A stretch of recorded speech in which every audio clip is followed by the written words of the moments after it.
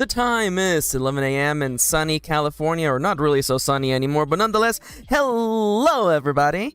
How is everybody doing today? Welcome to my show. The name is Max, also known as MKirin. My pronouns are they, them, and I am an author, artist, and I guess game designer of sorts nowadays. Hello everyone. Hello, hello, hello. How is everybody doing? God, I'm having so much fun with the emotes, I'm not gonna lie. It's just so cute. Yeah, no, we got rain. We got rain. Oh, yes, I love Frog You Arrive. Frog You Arrive is so cute. There are so many people in here today already. Let me just say hi immediately. Leo was here super early. Hi, Leo. I see that we have the mods, Lady Kitty Lynn and Charlie Arlette. Thank you for joining us today. I also see in the chat right away we have Chips, the earliest bird. We have Doppy. I also see Siska. Siska's here. Hi, Siska. You're beautiful. I realize I should probably spam hi when people come in, you know. Welcome. Greetings. Welcome. Greetings. Thank you for joining us today. I see Santiago is here. Hi, Santiago. If this is your first time, please make sure to check the rules in the description of the video. Although it seems that you've been actually, you're investing into Ironvalley, and that actually makes me really happy. Who else? Oh, Dale is here. Dale's here. Hi, Dale. Hi, Dale. And Alex is here. Hi, Alex. So nice to see you. And Ghost has arrived. Hello, Ghost. Welcome. How is everybody doing? I have Firefox open because I do all of my work on Google Docs. So I have big news today. I have all of my tabs open. So, big news today. Literally all but the last move are good to go, which means that I will be posting them on Discord so people can try them out if they want to experience the new moves. Some of them reference oracles that don't exist yet, but you know, I feel like just being able to try out the new mechanics might be really helpful. The number of moves has swelled a little bit. I really wanted the moves to be like really like tight, but I found that like in order to have some mechanics really breathe, and instead of having moves that are literally several moves taped together with duct tape, I figure, you know what, just let this move actually just, you know, exist. So we'll be talking about moves and my role-playing game today, but first, let me actually really quickly, I'm gonna cover the screen for a second. By the way, if you want to support me, top left, by the way, let me just go to the page for Ironvalley. Here we go. In case that, oh, by the way, I hear that, oh no, poor Chips is having a bit of a tummy ache. Chips, very brave. That's the one thing I know about Chips. Actually, I know two things about Chips. First off, Chips, incredible art. Amazing, beautiful art. Second thing I know about Chips, incredibly brave. Chips, see, here's the thing about making good art, right? People who can make incredible art, they're also inherently powerful. So I have all the faith in Chips that Chips will be able to overcome this light tummy ache. It is absolutely nothing. Chips is powerful. But anyways, in case you don't know, today we're working on my cozy tabletop solo role-playing game, Ironvalley, inspired by Ironsworn. If you type !Ironvalley or !Ironsworn in the chat, you will get links to this game where you can download it for free. It's pay what you want. And we are not at the precipice. We probably are like 2 weeks away, maybe 3 weeks, from the release of version 1.1, which is completely reworking the crops and introducing a brand new, by the way, thank you for the mods. I love you guys. And it's introducing a new relationship system and an item crafting and growing crops and having livestock. So very exciting stuff. Also, I managed to sneak in one more thing, by the way. I managed to sneak in because someone was like, what if I work at a shop? And I found a way to work that into the mechanics. So if you literally end up working at... oh, Night Calum is here! I forgot to say hi to Night Calum. Hi, Calum. Welcome. I didn't see your icon earlier, but I knew you were here. So, like, if you're like, you know, I'm working at the potion shop, you can literally work at the potion shop and commit to promises that benefit the potion shops and gain things from that. So I was able to find a way to make that work into the system that exists. So, you know... There you go. There you go. Yeah, and I made it also so that it wouldn't just be like oh, you know what? We'll talk about it when we get there, honestly. I feel like I did a pretty good job in figuring out a way to make it work. Because, you know, several people were like, oh yeah, like I want to work at this kind of place. Oh yeah, progress is happening. See, the way that I design games, the way that I like to go about things is that I like to make a playable prototype as soon as possible. And with Ironsworn, thankfully, those prototypes take the form of moves. With these moves, I feel confident that next week we can start playtesting. So next Monday, get ready, because we are going to be playtesting. Yo, no worries, Charles. See you in a minute. But yeah, we're going to be jumping into playtesting next week. And, you know, we're going to be doing a little bit of role-playing, and I want to see how working in a shop is like, how growing your own crops and having your own livestock is going to be like. And also the other thing that I want to do is that, and this Kitty's call, by the way. Kitty decided that for the next Let's Play, for the next playtesting, I should do the complete opposite, because last time I did contemporary farm animals, or contemporary animals like Animal Crossing. You know, that was the playthrough with Spoon. I think that, and Kitty told me, and she's absolutely, I will answer Duppy's question in 1 second, but I should do science fiction, I should do the archaeology with fantastical races and magic. So I want to playtest that to do my due diligence and make sure that I can enable the play in all of the genres and settings that I established. Now, Doppy says, will we be using our old game characters or rolling new characters? I would like to maybe roll up new characters, just so that we have like completely different characters. You know, I do expect we'll be going back to a Spoon, or maybe like reworking Spoon. Originally I wanted to do just like a dating sim, contemporary humans kind of like campaign, but Kitty was like, you have not actually playtested archaeology plus fantasy creatures and magic, so I have to do that. Hi Arena, welcome to the stream. So yeah, Iron Valley is available if anybody wants to try it. If you're watching this in the future and you're like, yo, that sounds cool, if you're watching far into the future enough, 1.1 is probably already out, and you can go and play it. Anyways. Oh, hi, Deadman. Greetings. How you doing today?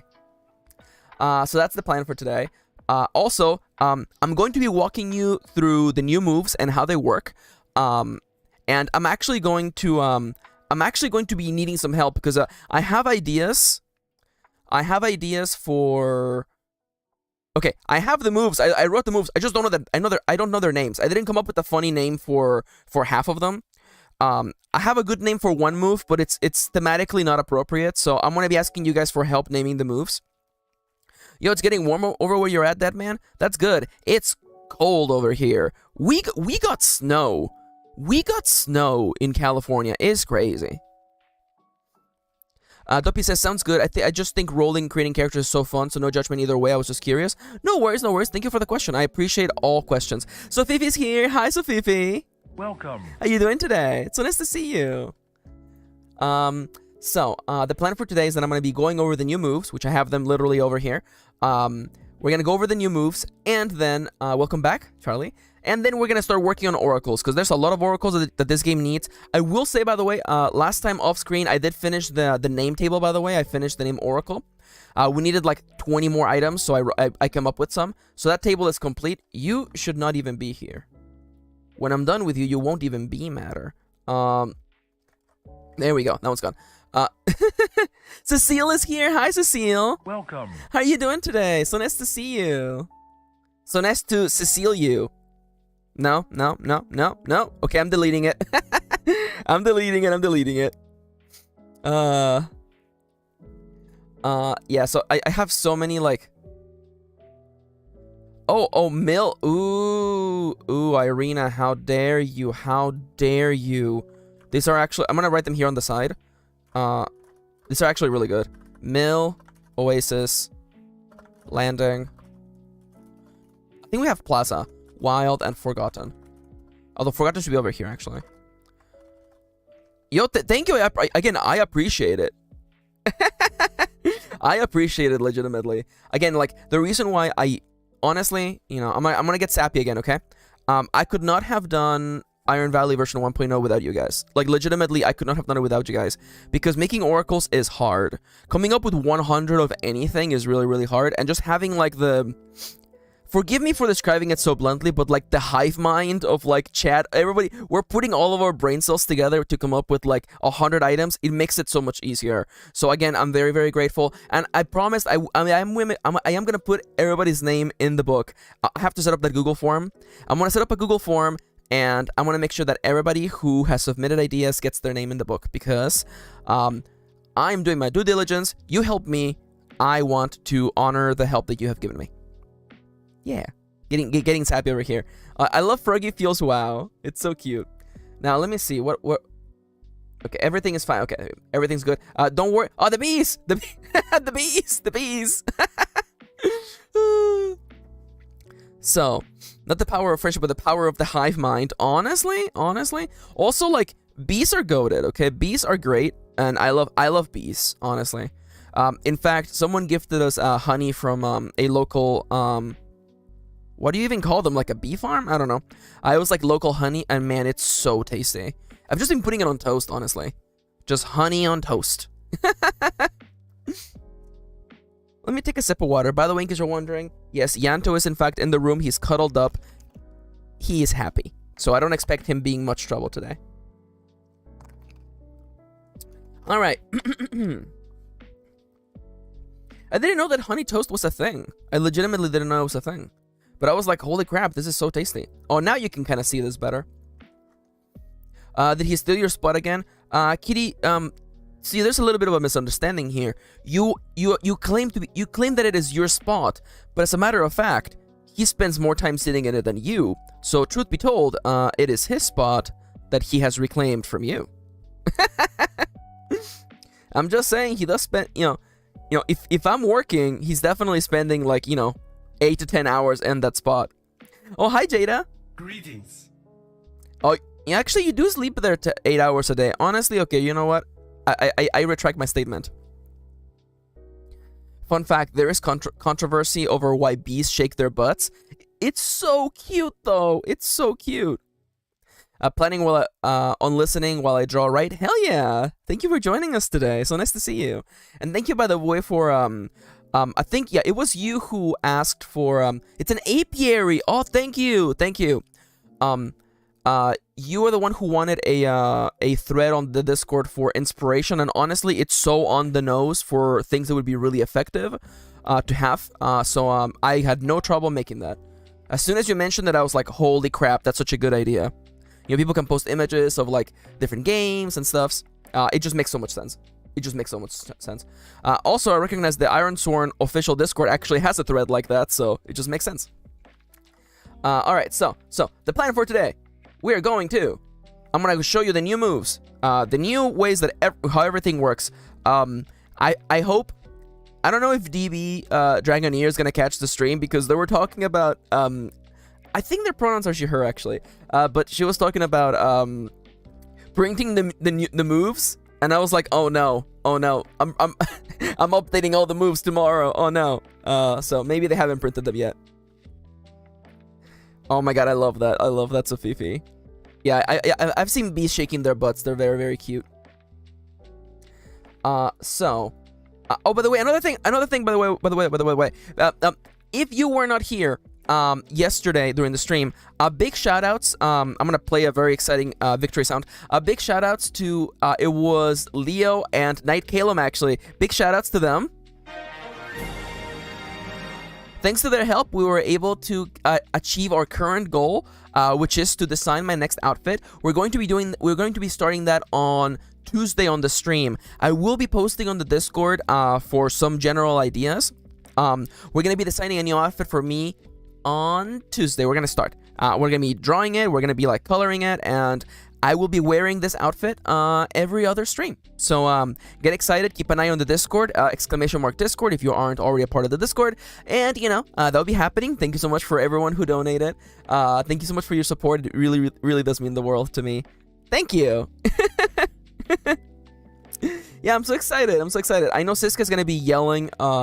Is gonna be demanding that I wear a shark onesie.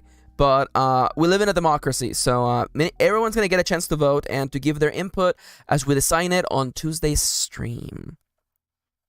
Yeah, and I'm thinking for next week, we're going to playtest Iron Valley on Monday, Wednesday, and maybe Friday, which means that Tuesday we decide my next outfit, and on Thursday we probably get back to Pokemon. Honestly, the Pokemon one was really, really fun. What if I get Moontones to agree with me? Ooh, that's a tough one. That's a tough one. You know, I did say that we live in a democracy, but Moontones though, you know? Did anyone say Moontones? Whenever Moontones is not on screen, everyone should be asking, where is Moontones? By the way, actually, I'm gonna get serious for a second. Moontones, if you're watching this VOD, or, you know, if you're seeing this after the fact, just want to say, you know, I saw your tweet, and I'm really, I'm sorry that you're going through some rough times right now. I hope that things get better. Stay strong. We love you. ! Moontones. You're the best. Stay strong.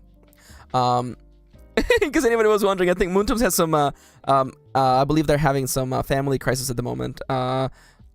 So, you know, but everybody send your energy. Everybody send Ronnie your energy, okay? Everybody hold your hands up in the air and just send your energy to Ronnie. Ronnie needs it. I hope everything turns out for the best.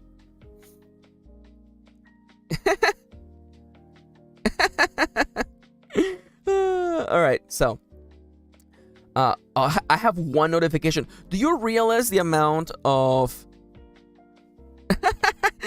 friends, Romans, countrymen, lend Ronnie your power? Where's that from? I have no idea where that quote is from. By the way, I have one notification on Itch.io. Do you have any idea how much willpower it takes for me to not click that right now and see whether someone left a comment or, you know, someone has something to say? Do you have any idea how much willpower that takes? Anyways, I'm going to close this window so I stop thinking about it. I lied. I'm going to leave it open in case somebody asks what Iron Valley is. So, we will be, by the way... Oh, was that Caesar? It's from Shakespeare or a play or something, I'm pretty sure. Ah, yes, I see. By the way, I've been really good about this the last couple of weeks, but I do in fact have a date with my incredible, amazing wife, Lady Kirin. So I do need the stream to end at the usual time. So 2 o'clock is the goal, by the way. Now I'm pretty sure that I have checked off a bunch of these boxes already. But remember, if this is your first time, hi there. We're going to be using the Pomodoro technique, a way of focusing for a certain amount of time and then taking breaks to keep ourselves from burning out. It's really important to make sure that, you know, being productive is important, but also taking care of one's body. The human body is not properly made to be focusing for hours at a time. So we're going to be using a little timer. Take 2. We're going to be using a lovely little app by the name of PomoFarm. ! PomoFarm will get you a link to its Steam and Itch.io page. It's only $5. It's a great little tool to keep you focused. You get to grow crops, and you also use stay focused. You can customize it. It's adorable.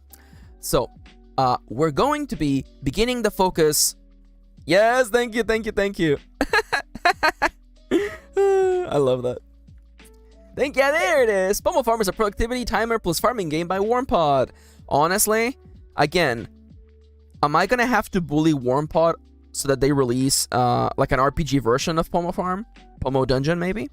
But anyways, I'm gonna take a sip of my water, one last little sip. If anybody has any questions they want to throw at me right now, by the way. Oh yeah, that's right. Hi Mars. I know you're only popping in for a second, but thank you for saying hi. Welcome. I hope you have a lovely day. With a little help of my friends. Oh my god.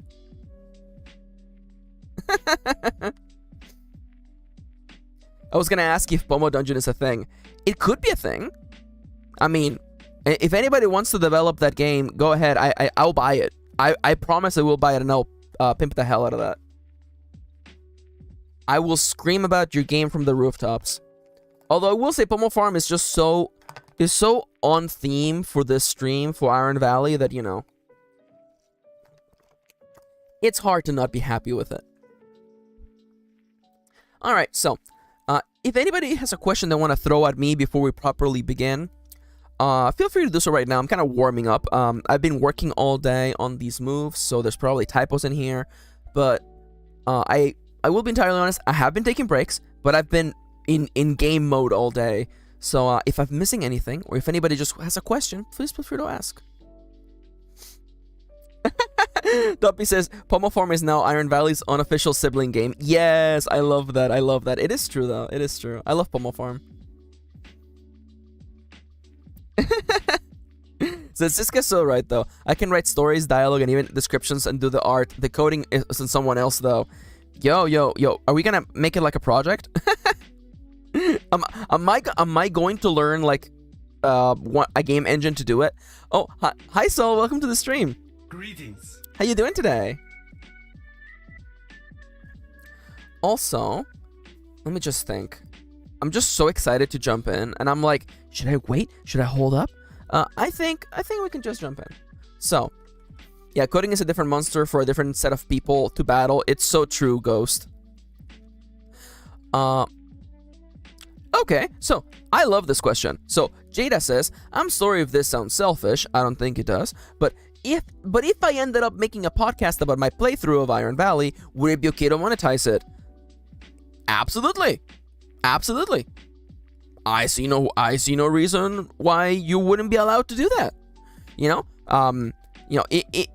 Before we even had a conversation about, like copyright and stuff, there's a transformative element of you telling your own story using my mechanics. So I think it is different enough and perfectly valid as a way for you to monetize it, for sure.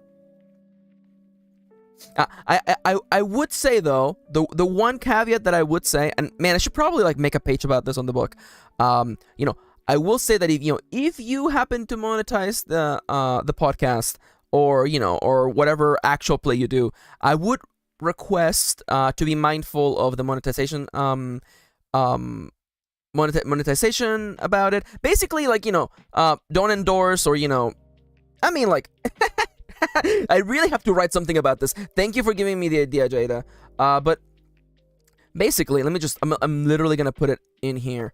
Can you monetize Ivy? Basically, don't support any bigotry in any way, shape, or form, and I'm cool with it.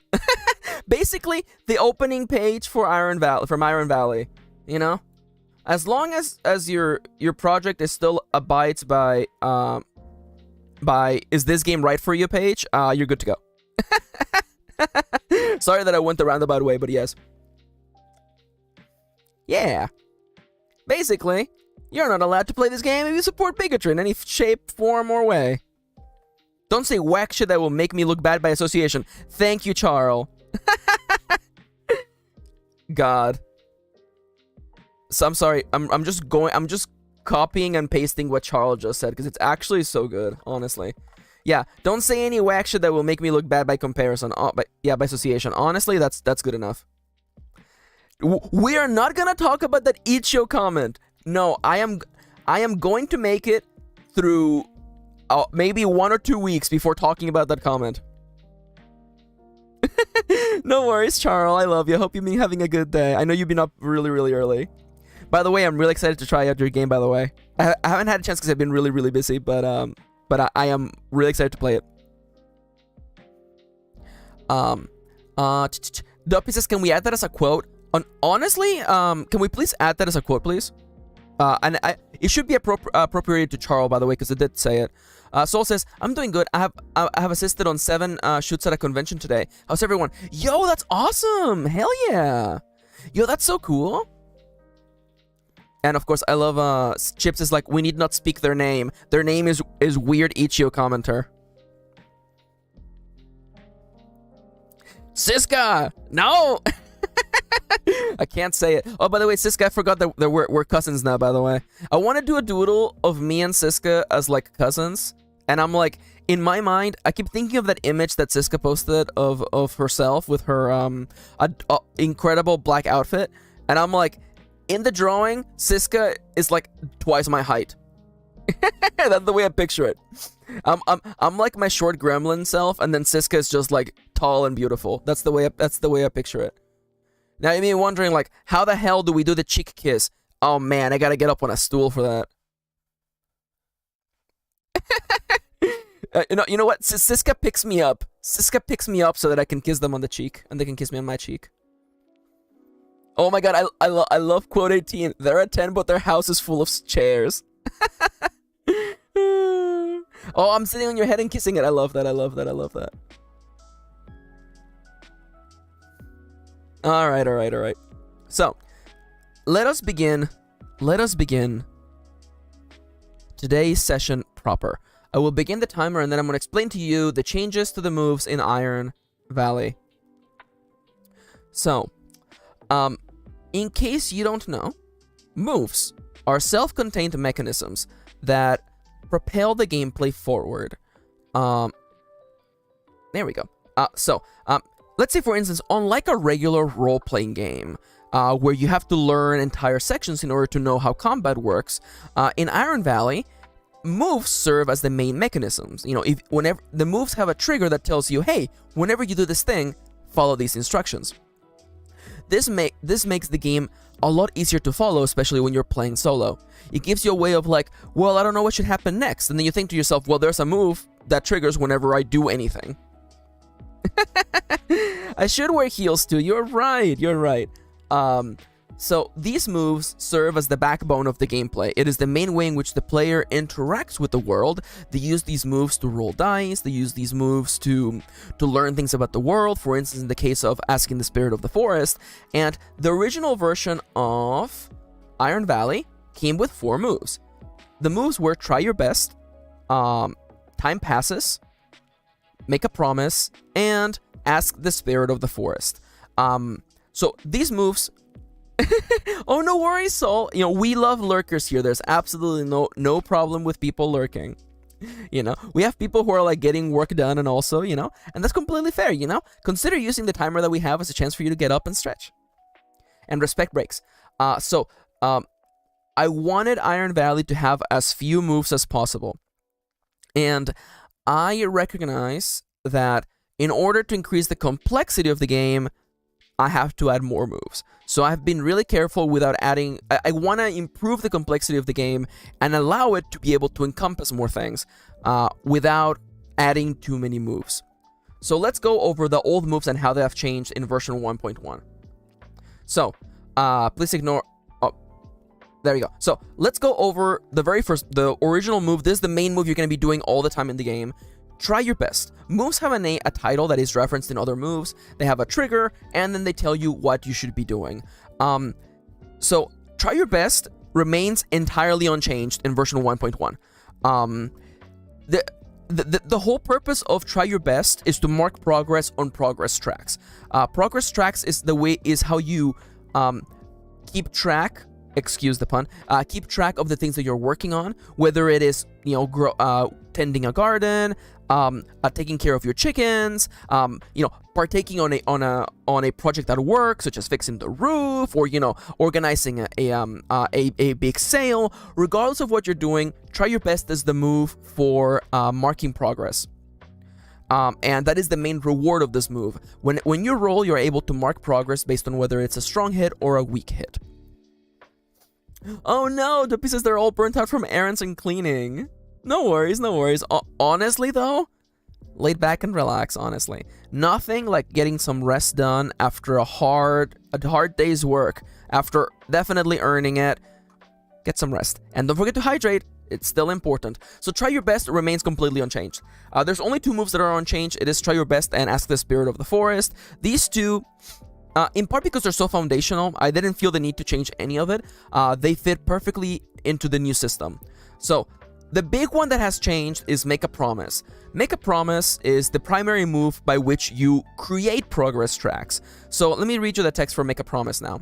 Make a promise: when you vow to complete a personal goal, accept the townie's request, or commit to getting some work done, consider the urgency and complexity of this promise. Then draw a number of progress boxes using the table below. Hi, Tyler's here. Hi, Tyler. Welcome. Tyler, I know you sent me an email. I have not gotten back to it.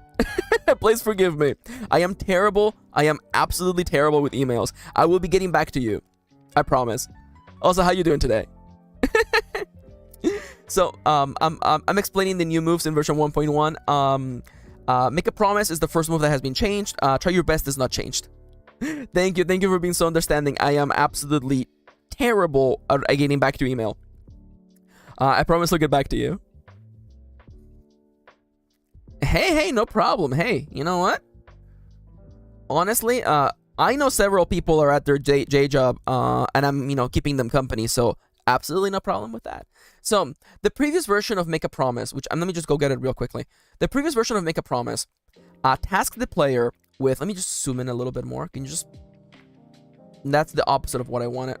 Okay, so the original version of Make a Promise asked the player to envision how long the promise would take to fulfill, and then they drew a number of boxes equal to that. This particular part of the design was something that kept stumping me, because I wanted to create a way for the players to track their progress on growing crops or working a job, and the basis of thinking about things time-wise kept really bothering me, and it kept narrowing my design space. So I decided to. I had a eureka moment, like literally, like yesterday, and I was like, well, what if we change the parameters? So instead of thinking about how long it takes, instead, again, one of the original problems is that, like, how many days, how much work should it take to raise a crop, right? And I realized that instead of coming up with hard answers, I can let the players decide for themselves. So in this case, now when you make a promise, you consider the urgency and the complexity of the task that you're doing. And depending on what it is, that's the number of boxes you fill up. So that means that, for instance, and this allows the context of your character to actually matter. So for instance, if you happen to be, let's say, a person who's really, really good at, let's just say, you are a, that's a big brain table move. Thank you. Let's say that your character is a scientist, right? And it has been established because of your skills and your backstory that you're a scientist, you're a person of science, you are very, very crafty, and someone needs, and you need to fix someone's TB, right? Now, looking at this table, is fixing this TV urgent? Is it laid back? Is it urgent or critical? I feel like within this context, it's probably laid back. And how complex is it? Honestly, if your character's a big scientist who knows how to fix these kind of things, I think it's a simple job, which means that, because it's laid back and simple, it's just one progress box. Easy peasy, lemon squeezy. And the context also matters, right? So let's say, for instance, that your character is very, very shy, very, very introverted, and they have a huge crush on someone, and they want to ask them out on a date. Now, I think that revealing your emotions for someone is absolutely urgent or critical. Let's go with urgent. Now, so we know that it's urgent, but we know because of the fiction of the story that our character is very introverted and very, very bad at romance. So within this I think, what is the complexity of this task? Is it simple? Is it complicated? Or is it puzzling? I think it's puzzling, which means that an urgent and puzzling task is 6 progress boxes. So our character, because of the story that we established for them, the context of their story matters. So for them, asking their crush out on a date is 6 whole boxes of progress they have to fill up. And I don't want to toot my own horn, but man, I felt so smart when I came up with this. I was like, this allows the players to decide for themselves. I don't have to give you a table of how long each crop takes to grow. I can let the context of the world you live in. Because what if you live in a version of Iron Valley that isn't as fertile? What if you're raising a crop and let's say, for instance, someone wants to play in a version of Iron Valley that's a desert, and it's like, well, definitely some crops will be harder to raise here. So you look at the complexity of the task, maybe growing olive trees is probably going to be complicated or puzzling if you have a really, really harsh environment. So, and again, I figured, especially because this is ultimately a game about player choice and player agency, why not just let the players decide for themselves how tough the task ought to be? And you may be thinking to yourselves, is the player punished by giving themselves a harder quest? And ultimately, no, because again, you gain things equal to the number of boxes you fill. So giving yourself a harder promise still will reward you plentifully. It will reward you handsomely. So, you're making things harder on yourself, but you're going to get a bigger payout. So it ultimately evens out. Also, Irina brings up a really good point. What if you're bad at farming? And that actually makes a really, really big point, I legitimately think...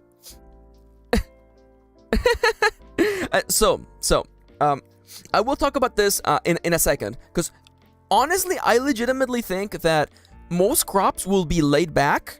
So, even if it's puzzling, it will take 3 boxes. Now, the reason why I have decided to let crops grow relatively fast, in the lore, Iron Valley is incredibly fertile.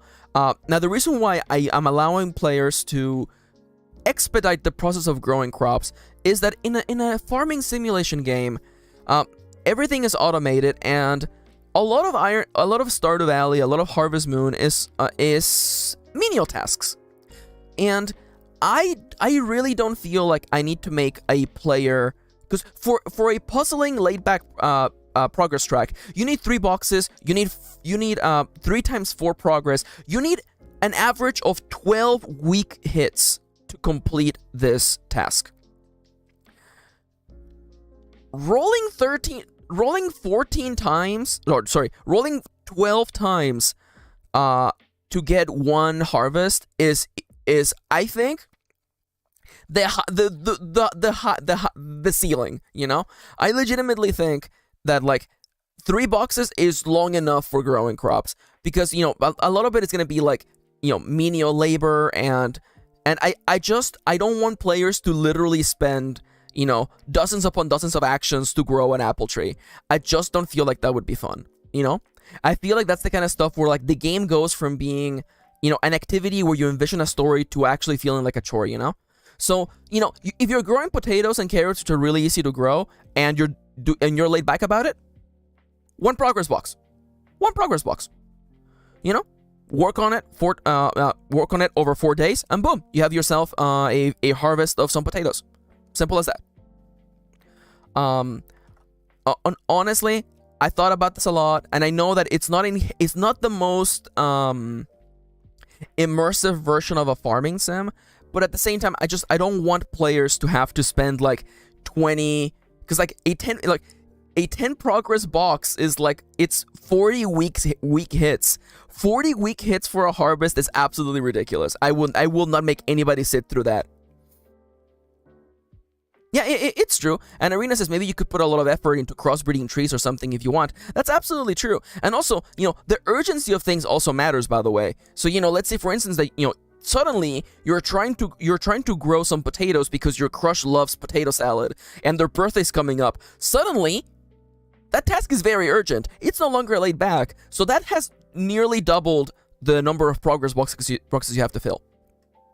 And again, I wanted to maintain player agency, you know? I love Stardew Valley, I love Story of Seasons, I love Harvest Moon, you know, I love menial tasks, but I don't want a player to have to roll 12 weak hits of just watering crops. You know what I'm saying? You know? At the bare minimum, you know, like, that to me... Music? Hello? Hold up. Okay, the music is coming back. It was just it was just really quiet. Yeah, I want to leave it up to the player, you know. And again, it's all about context, right? So, you know, depending on what you think about your character, and several people were saying that, you know, they were not playing characters who inherently know how to farm.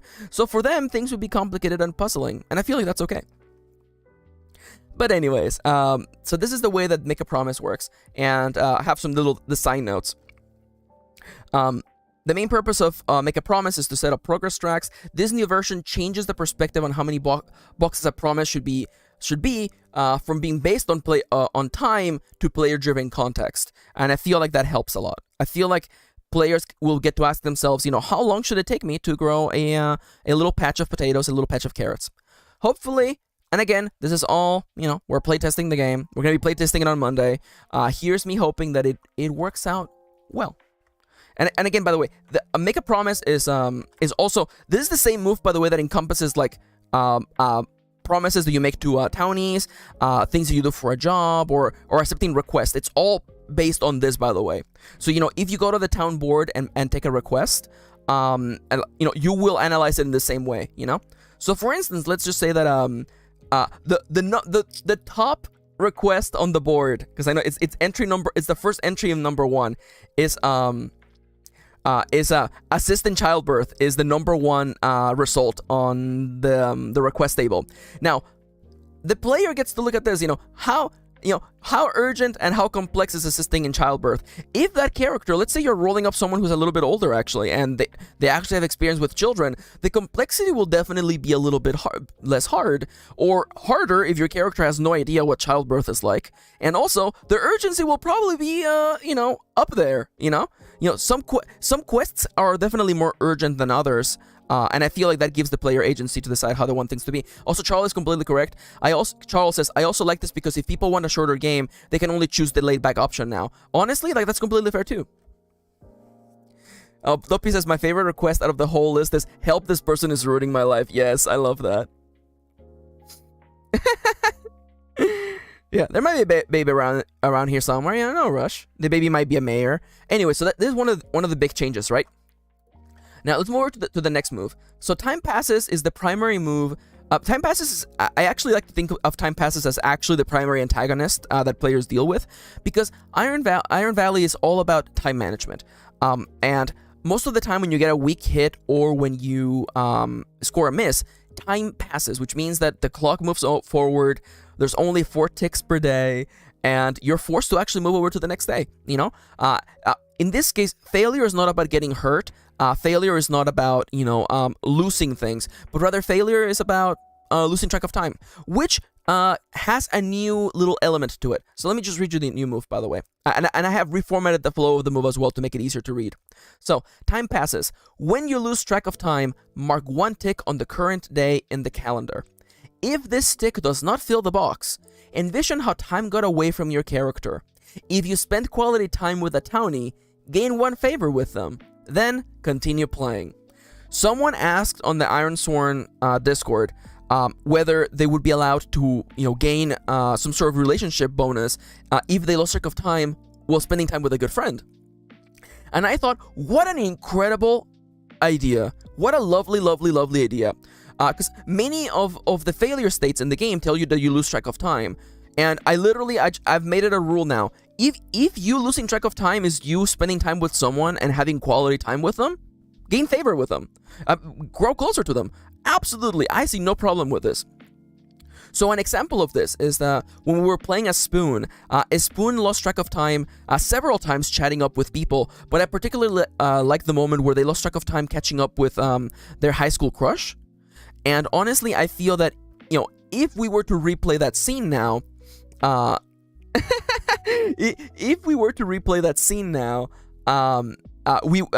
Spoon would definitely gain a favor with that character, since they spent some quality time with them. Also, I love Charo, by the way. Gender reveal party and where the cake explodes into tax forms. It's a mayor. That's funny.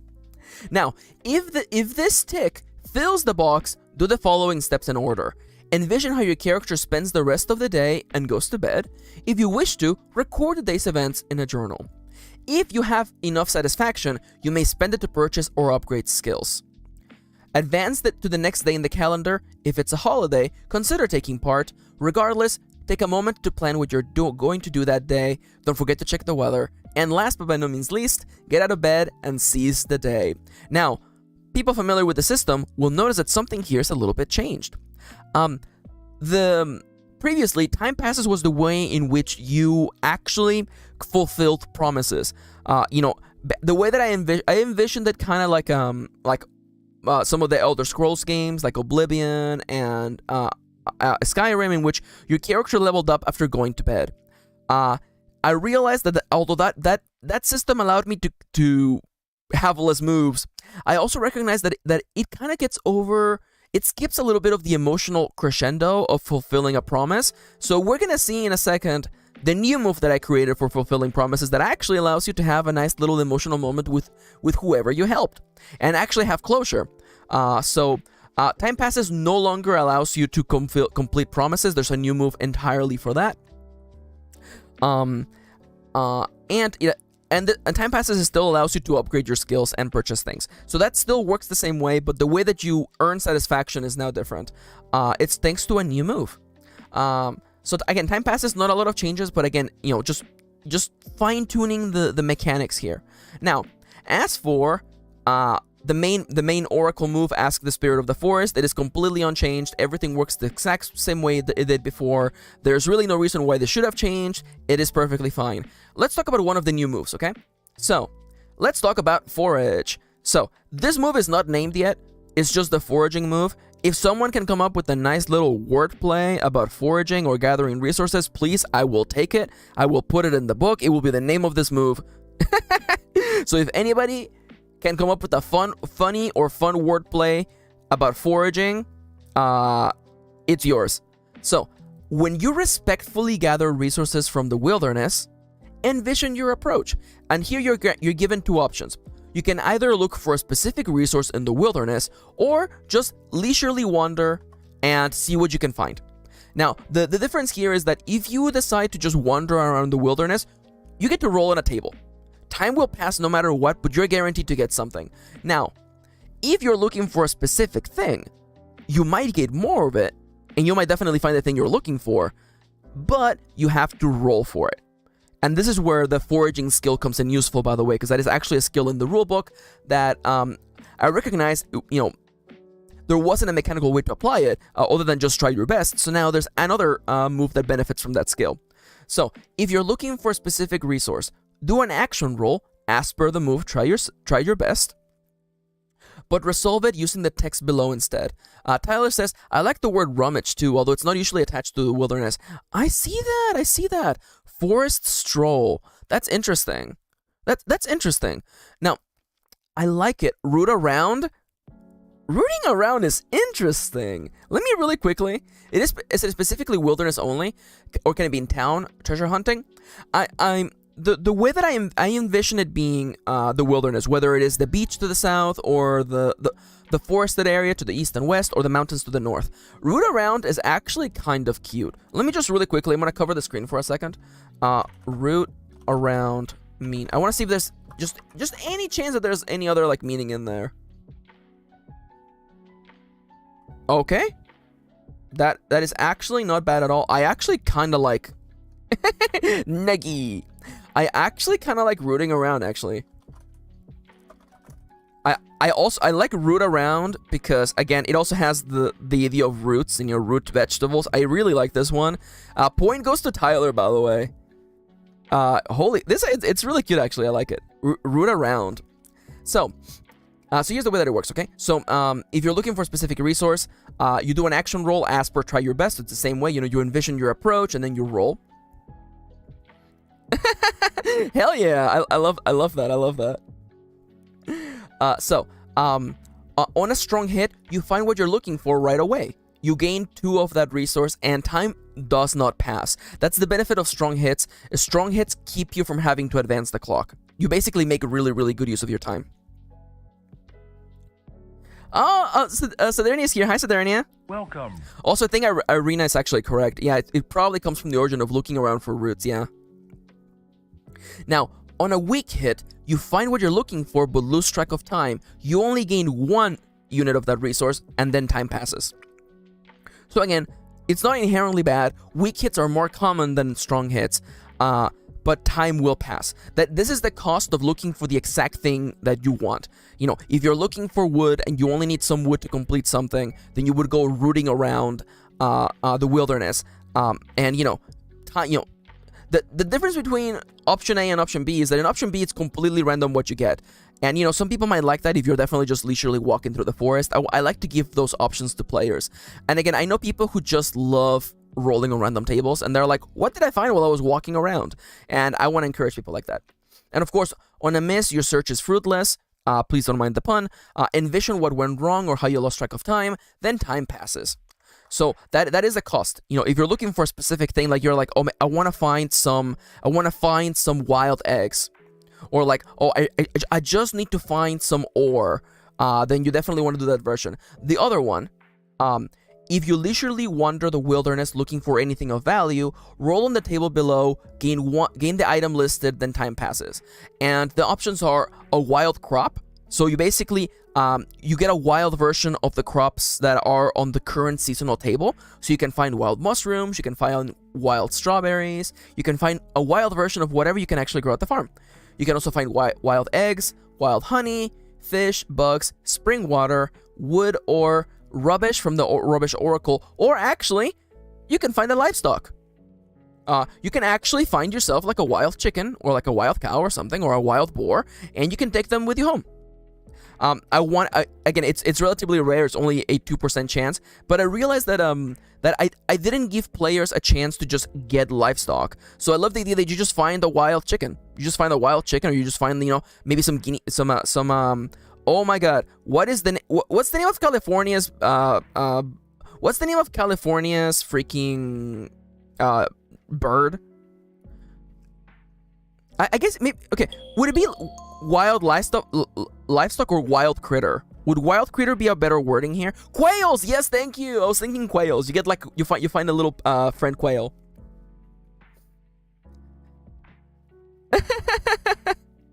Yes. There's in fact a livestock oracle. I guess I have livestock here. I might leave it as livestock for now. Anyways, I've already been talking for 20 minutes. So guess what, everybody? Take a chance to just to get up. I have so You're telling me I literally have to click this 50 times? Jesus Christ. Yes, I love Caleb says coming across a duck in the woods that follows you home is the cutest thing. Yeah, there you go.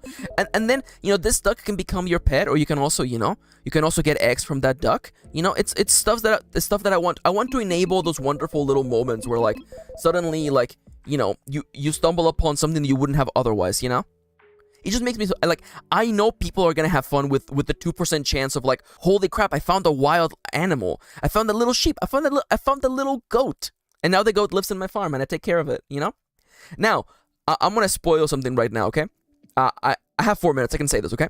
So, you can spend time with your animals literally to get things from them, but you're also allowed to spend time with your animals just to gain satisfaction.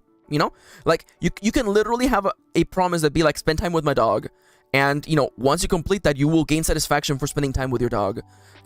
And if you want to spend time with your chickens or time with your cow or time with your horse, I want to encourage those interactions. I don't want it to be that animals don't only exist for the goods that they produce. They also exist because we have a connection with them. Sorry for getting a little sappy there, but it's just how I feel about it. And honestly, like I keep thinking about all the varied people who have, offered feedback and have also told me about the way they play the game. And like, I see people are playing the game in so many different ways. I want to encourage as many different versions of that, And again, yeah. If you have a cat, if you have a cat and you literally want to spend time with your cat, and you will gain satisfaction from that, which allows you to level up your character. So I wanted to add multiple venues. You don't have. If you want to play a standoffish character who, doesn't spend much time in civilization, maybe you're playing a hermit, you can still have bonds and have quality time with your pet, or, just enjoy time in nature, There is mechanical space here for you to gain satisfaction from just looking at nature, Again, I want the system to be flexible. My townie's favorite thing, a wild boar I found while walking. Oh my god, Kitty. I love that this is like the meme now, by the way. It's just like, Kitty's just like, my favorite townie loves blank. You know what? I'm making so much money from the candy corn. I'm not even gonna bother growing more things. Okay, I'm gonna get up and stretch. You should get up and stretch too, by the way. Stretch your arms, stretch your legs, stretch your back, and also, drink some water. So yeah. So that's what I'm thinking, I want to enable as many different interesting ways of playing the game as possible. I don't want people to feel like the only way to progress in this game is to do X or Y.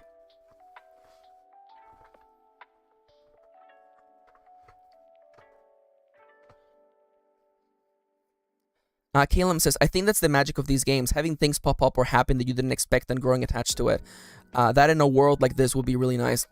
Thank you. Honestly, like, I love solo games, and I really love Ironsworn, and I love the work that Sean has done. It's the inspiration that led me to making Iron Valley, honestly, And I just love the potential of just experiencing lovely moments. I mean, like, the time that we played with Spoon is just proof of, like, the little things that kept happening, It was just so lovely.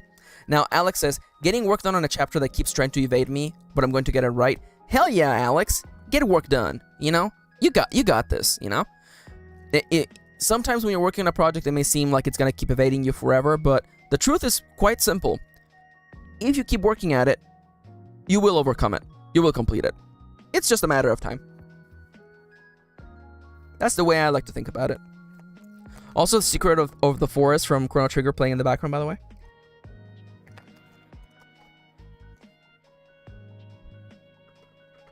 You can already see the name of the next move, and honestly, like, you can tell why I'm not gonna keep that name. 30 seconds left. Okay. By the way, if anybody has any questions about the moves or the mechanics or how things would work, please feel free to just ask. Honestly, if it wasn't for the feedback I've gotten, I would not have come this far so quickly, and I would not have so many new mechanics being introduced. So you're absolutely welcome to, you know, if you're like, what if I want to do this in Iron Valley? That kind of stuff just gets me thinking, you know? I've developed the mechanics to be really, really flexible, but again, you know, the only way to ensure that it is indeed flexible is to test it, you know, to push the boundaries of it. The next cycle will begin in 5, 4, 3, 2, 1. Let's focus. So, I made this table literally in like 2 minutes, so, you know, we might move things around, I'm not sure, but nonetheless, you know, here's a quick little easy table. So again, the main purpose of Root Around is to give players an easy way to gather some resources quickly. You know, it's not the best kind of items that you would get, you don't get a lot of them, but it is a possibility if you're looking for one specific thing. If you really need to get a gift for someone, this is one way to do it. Now let's talk about the big one. This is the big one. This is a brand new move. It is currently titled Reap What You Sowed, but I'm pretty sure that's a terrible name.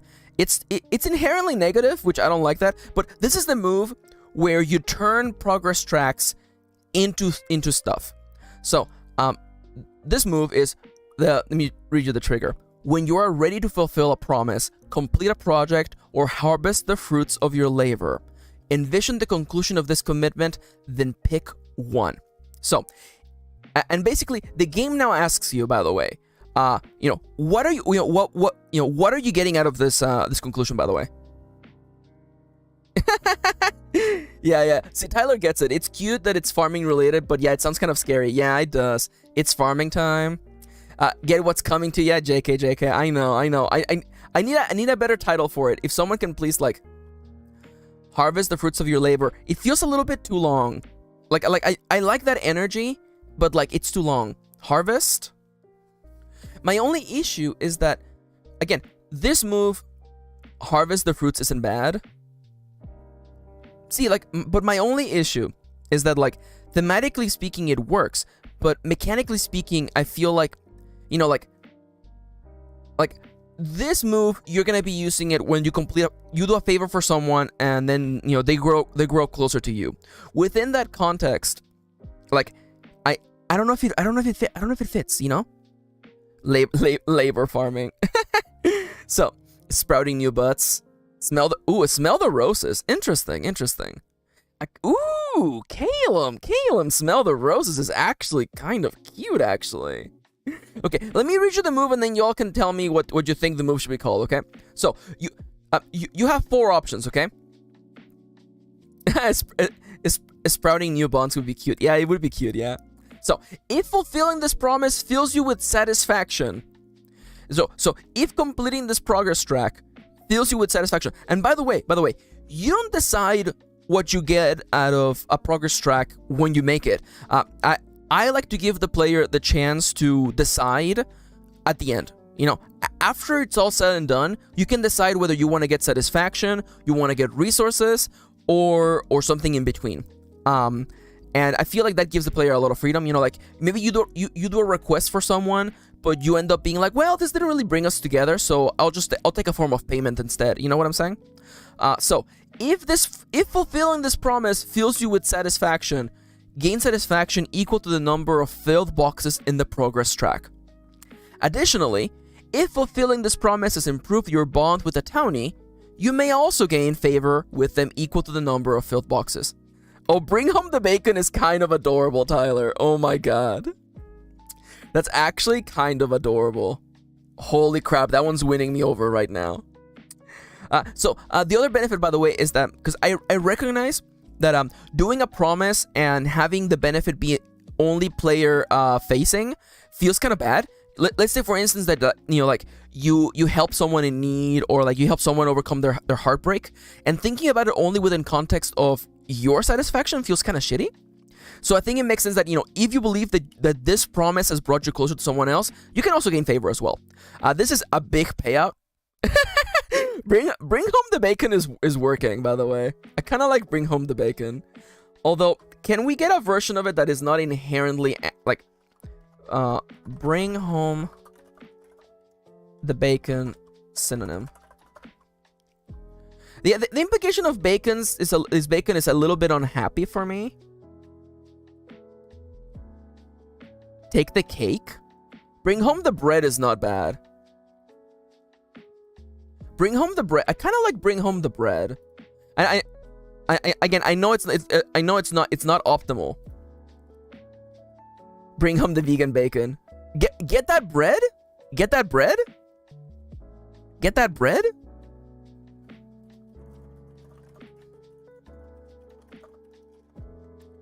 Bread winning? I'm not sure about bread winning. Get that bread. Earn some dosh. Breadwinner is the saying. Yeah, it's true. See, like I'm I'll think. I'm gonna let it percolate for a minute or two. Okay. So so if a quest, if fulfilling a promise brings you satisfaction, you gain satisfaction equal to the number of filled boxes. Take the cake is very cute, huh? But I feel like taking the cake is often used within a negative context, like oh, that takes the cake. You know? I feel like it's cute wordplay, but I feel like it doesn't have the spirit. You know what I'm saying? Like, I feel like it's only used within a negative context. But anyways, so yeah, if you fulfill a promise and it gives you satisfaction, you gain that. And if you think that it improves your bond, you also gain favor as well. You envision your character savoring this moment, then time passes. The percolator was percolating. Honestly, I love that. I love percolating as a sentence, as a word, honestly. So by the way, so the other thing that has changed, by the way, is that now you actually get to stop, appreciate the achievement that you completed, and time advances forward, by the way. So like I actually like that, like now, like, you know, let's say for instance that like, you know, you did the quest for assisting in childbirth and someone has given birth, right? And maybe like the next day you're actually like, you know, you're really like processing it, and the game now gives you a chance to reflect on it and like savor that victory. And then, you know, time passes. Like I love the idea that your character has to sit down and literally like think about what they did. And Jada, by the way, is correct. The literal definition of take the cake is to be most remarkable or foolish of its kind. Yeah, they take the cake. It's a little bit, yeah, it's double-edged. Do it for the dinero. Well, there is in fact no dinero here. And yes, I do love saying words the wrong way. I could also say with my Spanish accent, dinero. La lana. Taking the cake is winning, but sometimes used to mean like taking the cake for being the most annoying or whatever. It doesn't seem inherently negative to me personally. Smell the roses, since it's closer to reap what you sow, but it's reflection and thoughtful. You're looking back and thinking about the good parts. Ooh, I think not. Caleb is winning me over, guys.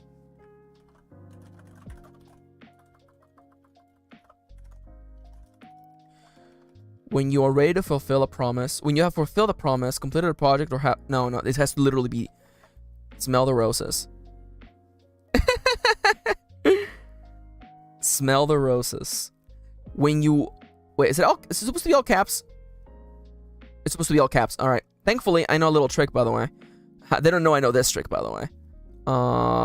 Format, text, capitalization, uppercase. Boom. There you go. I don't have to retype it. I can just use the power of tools.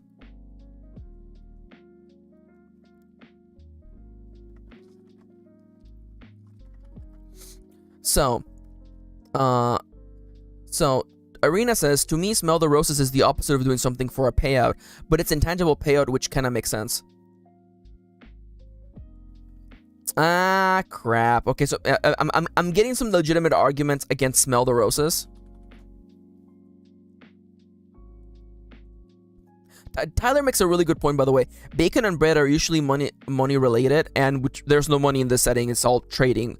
What about just bring it home? Bring it home. Bring him home. Sorry. I'm deleting it. Sorry for the lame misreferences. Okay, so let's take a second. Okay, let's take a second. Okay. The purpose of this move is to have your character take a second to face the conclusion of a commitment, and then savor that moment. Yeah, you make a really good point there, Tyler. Like, smell the roses is completely different, yeah.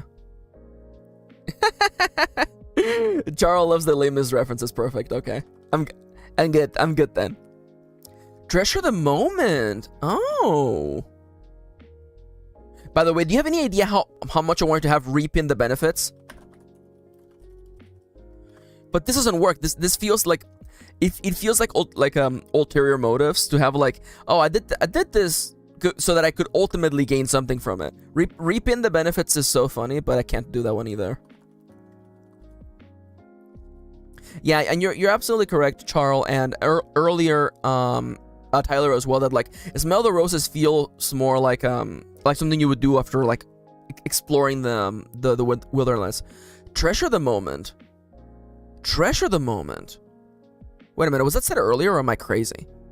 Treasure the moment was Soul actually. Treasure the moment.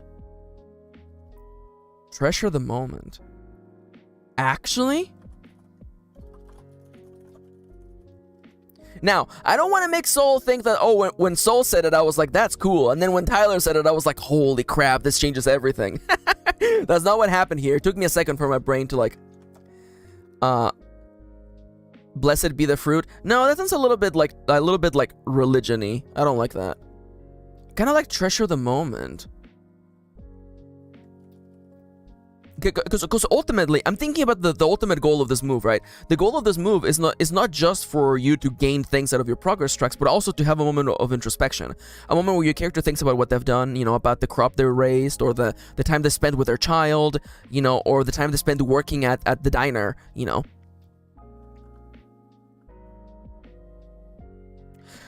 Treasure the moment is less about what you're doing, completing the task, and more about what you're getting out of it, the satisfaction. That's fair.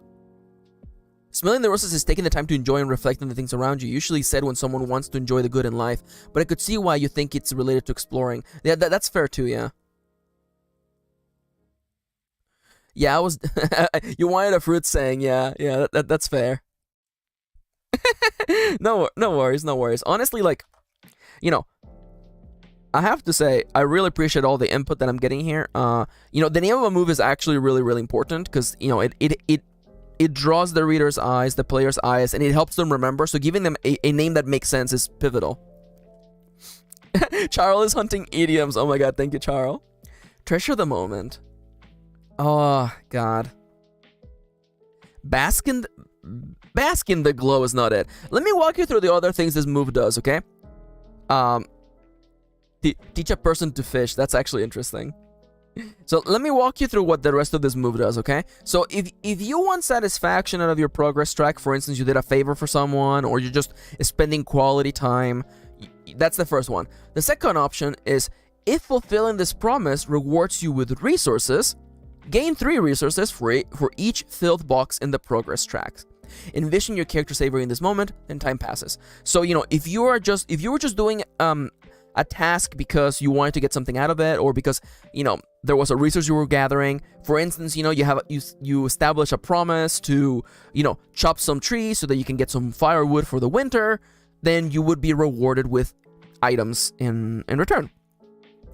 So, you know, in that case, probably treasure the moment wouldn't really work. Reap what you have sown makes a lot more sense for that, but, you know.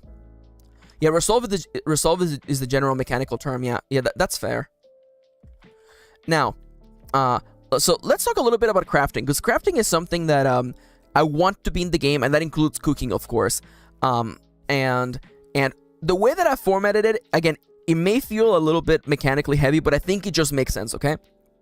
So, if fulfilling this promise rewards you with crafted items... Oh, hi, Timberwolfie. Welcome to the stream. Welcome. How you doing today? So, if fulfilling this promise rewards you with crafted items, gain X resources, where X is the total value of the ingredients multiplied by the filled boxes. It's that simple. The longer you spend working on a thing, the more time-consuming it is, and the resources that you bring, the more it's going to be worth at the end. It's as simple as that. This is my one caveat to be able to have things such as, like, my character built a television and my character cooked some pasta today. You know? Now, you may be thinking, Max, I have a big question here, okay? So, what is exactly the point of crafting? Why would I want to craft an item that is worth a lot of favor?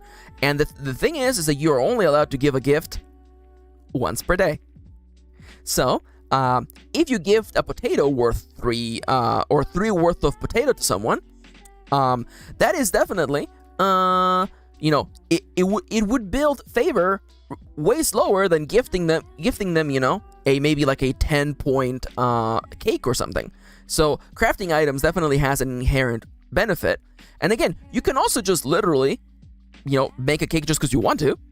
But if you're building it just so that you can have crafted items, then the value is exponential to what you put in and how long it takes.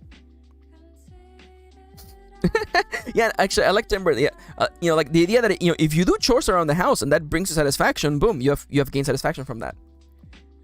Now, the final option is, if fulfilling this promise benefits your job, gain one favor with a coworker, or 2 resource or items per filled box in any combination you choose.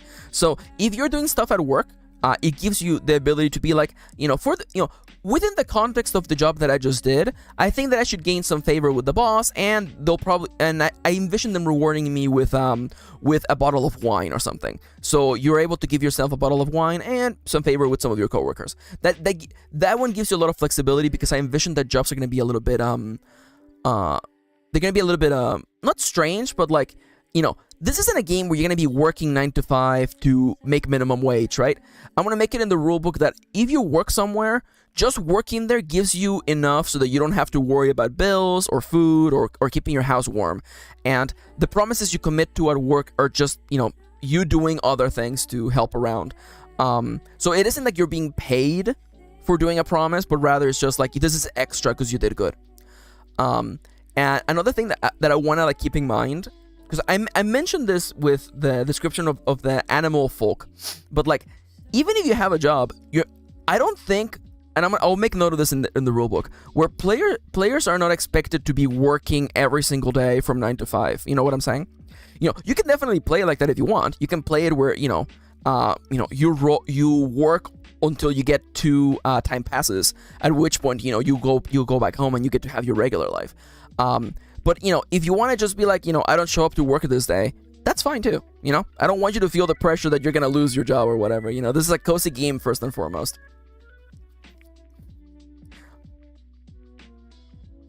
I was talking! I love your bit. So in Harvest Moon 64, there is a glitch where Kirin works at the bar. She waitresses at the bar. And you can actually show people your dog, and there's a little exploit in that if showing your dog to someone, I shouldn't ignore my wife's bits. It's true. I love my wife's bits. Wait a minute.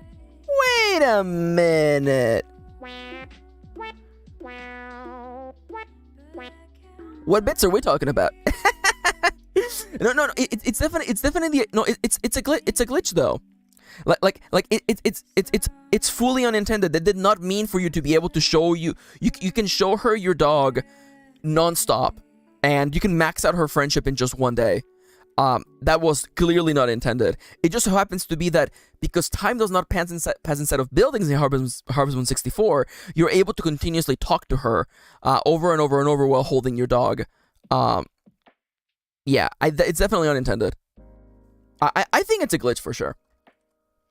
So considering how that's what she said.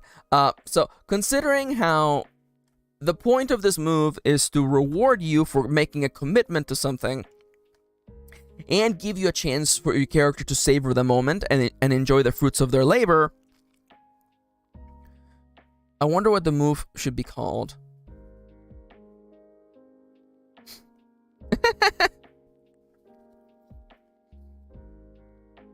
Yeah, if they had thought about it, they would have put a cap on the affection or how many times a day it works. Yeah, absolutely. Again, old game for a genre that is not popular at the time, so I imagine that there were a lot of, like, you know, no one's gonna do this kind of thing, or they just didn't think about it, you know? The opposite of the game development I'm doing right now, where I'm thinking about everything. Enjoy the fruits of your labor is so long.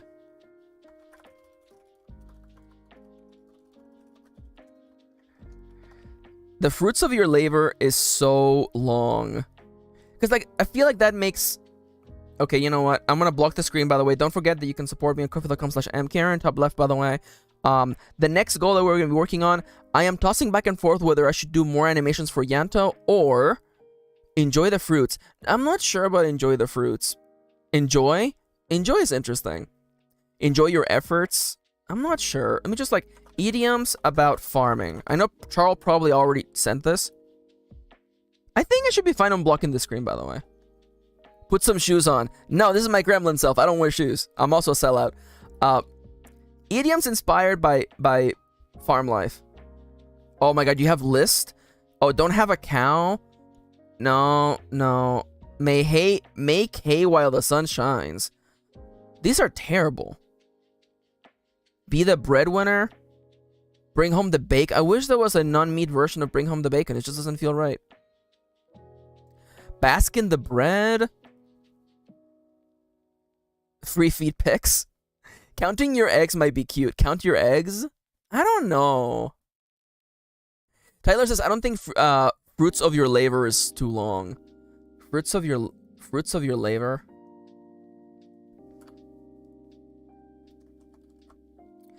I guess my issue is that it's inherently missing a verb, so I'm just kind of like, count your chickens is funny. That is funny, isn't it? Let me take a sip of water. Count your chickens. That's kind of funny. It definitely is missing a little bit of the gravitas. Bring home the goods. I'm not sure. Okay, you know what? I'm going to cover the screen again. Okay, idioms about satisfaction. Okay, let's try idioms about satisfaction.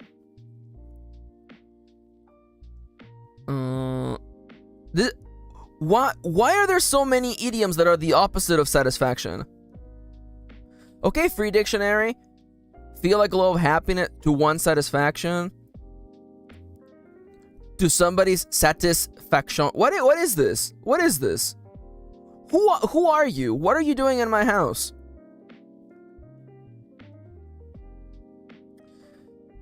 Oh, tickled pink is definitely the idiom I'm looking for. Pleased as a punch? Yeah, definitely obsolete. As happy as a clam. Walking on air. Irina's super right. I should just drop this and just come back at it. Happy as a clam? No. Yeah, tickle me elbow for sure. Oh, sorry. I have to join the pro version to get more idioms. Okay. As happy as a dog with 2 tails. I don't think. As sponge like the drink? Reap all the clams.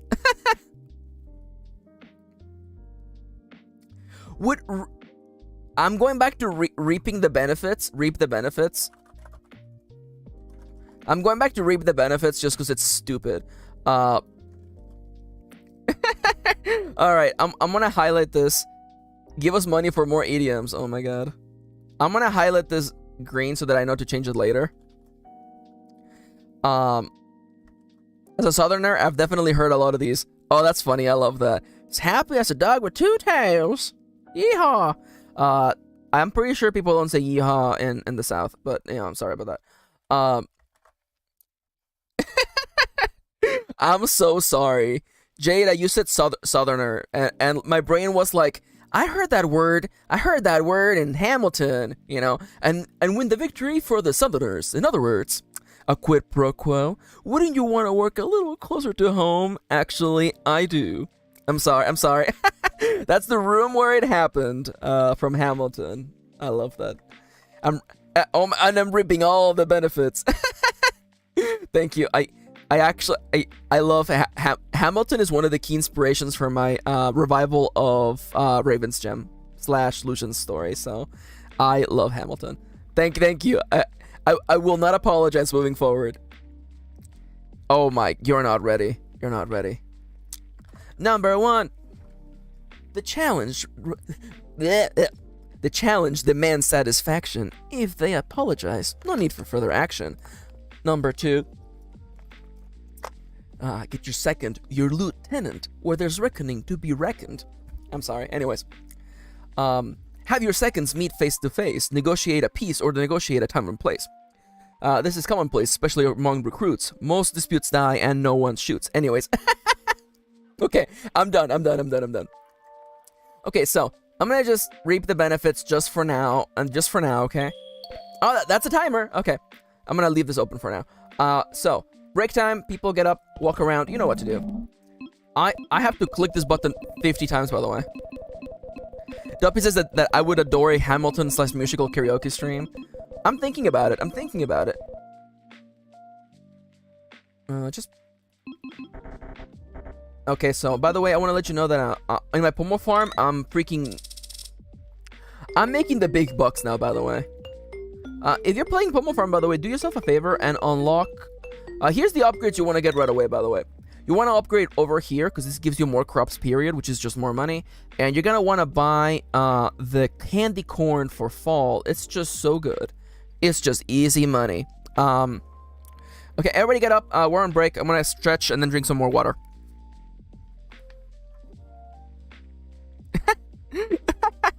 Max Pomo Farm speedrun win. Oh my god, I love that. Yo, where are all those fruits coming from? Wait, I'm not on live chat. By the way, Yanto is snoring. Ah, that's what it was. It was Arena.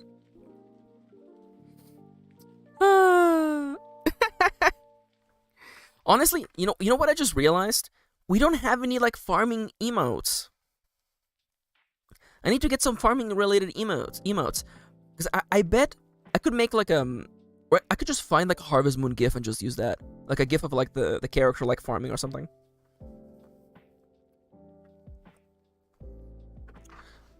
Oh, I'm so sorry to hear that, Charles. I mean, like, you have been up since 2 in the morning. Where did all those fruits come from? Yeah, the Hamtaro one is really cute. I love that it's the Hamtaro from the GBA. No, it's from the GB. It's from the Game Boy. It's from the Game Boy Color. I remember that. I'm actually gonna go and have a quick bio break. I'm gonna be right back. It'll be literally like 2 minutes. So please, people in chat, you know what to do. Please do not become degenerates while I'm gone for a second. Don't spam emotes in chat and fill the screen with emotes. Definitely don't do that. Be right back.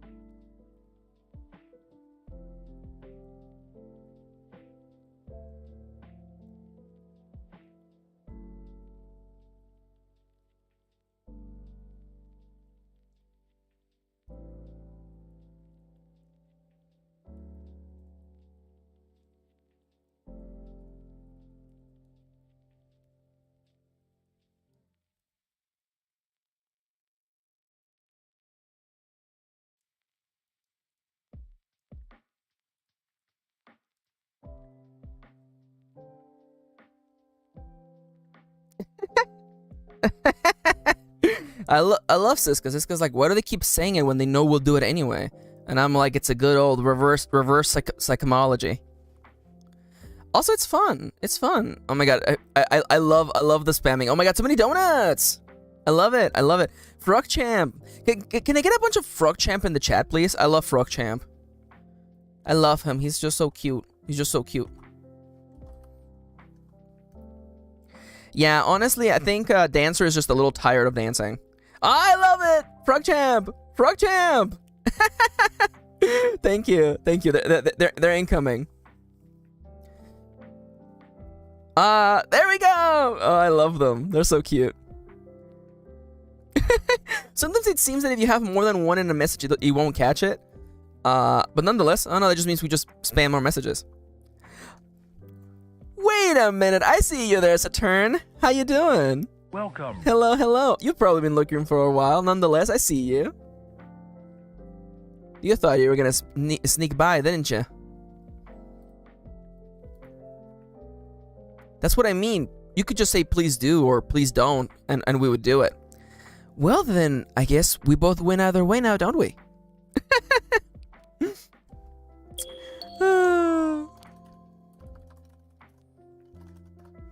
The other one is also, I believe we also have Froggy Pug, I think.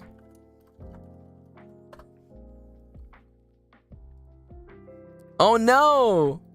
Well, I'm sure Mika's happy. Yeah, I've been having a lot of fun cooking. We did some grocery shopping finally, so I just gosh, sorry, I'm about to gush about eating veggies. I just love veggies so much. Daikon is so tasty, guys. It is in fact Froggy Transprite, by the way.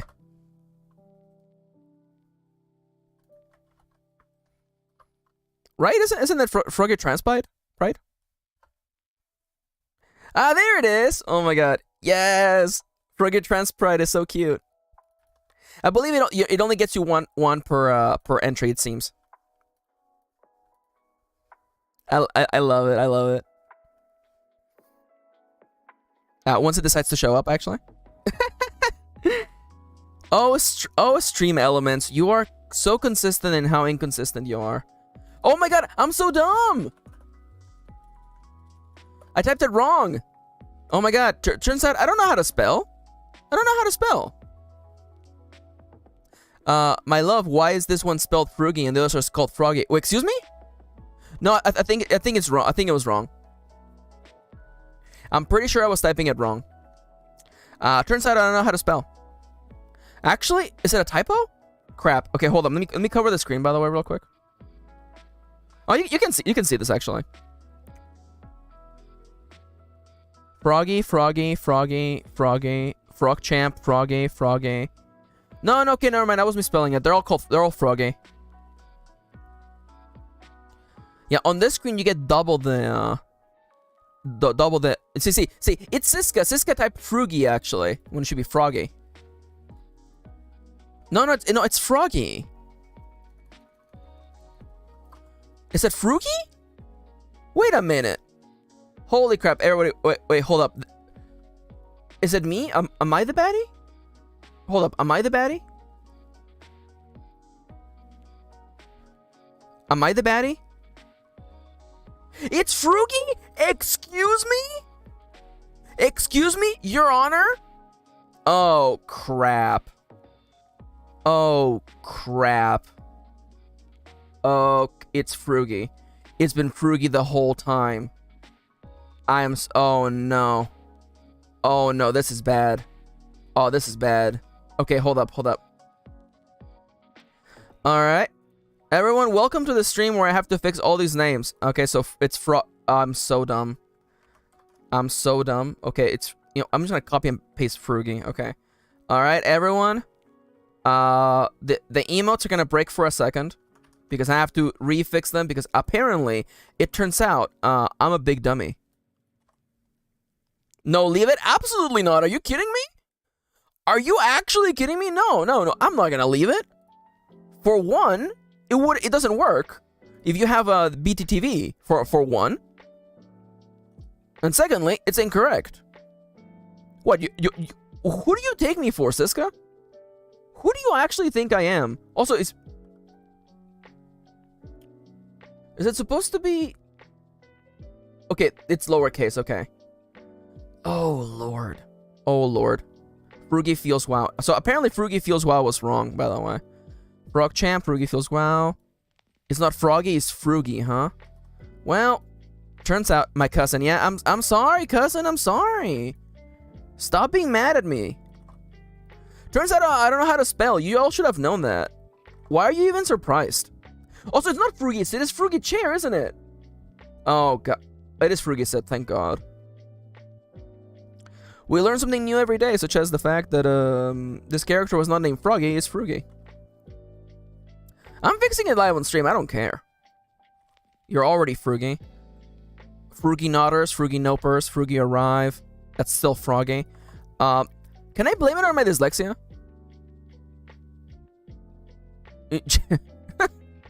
Can you explain the joke? I don't get it. Also, hello, Carol. Well, hello, welcome to the stream. Welcome. If this is your first time, hey there. The name is Max. Pronouns are they them, and please check the description of the video for the rules in the chat. Thank you, and please explain your joke because I am dumb. You're still Froogie. You're still Froogie. Froogie. Okay, I'm gonna do a little search. Is Froogie on this page? Is Froggy on this page? Perfect. Okay, I fixed it. I'm gonna hit save 1 million times. Oh, that's what that is! Thank you. Hellsking asks, what's wrong with the frogs? So, I have a little extension, where, I have a stream thing where emotes and emoji actually show up on the stream. If you type some emotes right now, they will show up on the screen. And it turns out that I had mistyped the name of all of the froggy emojis. Excuse me, Froogie. I mistyped all of them as Froggy instead of Froogie, so they were not showing up. Thankfully, I have just fixed it. And let me just, I'm gonna refresh the emojis. Everybody get ready. It's gonna get spammed with emojis in 1 second.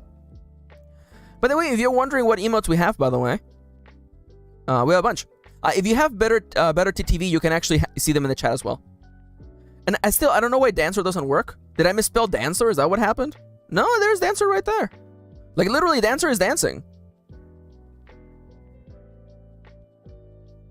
Anyways, well, this has been fixed. So, you know, what can I say? Everything's great. Who said I can't? Who said I can't? Who I can't me?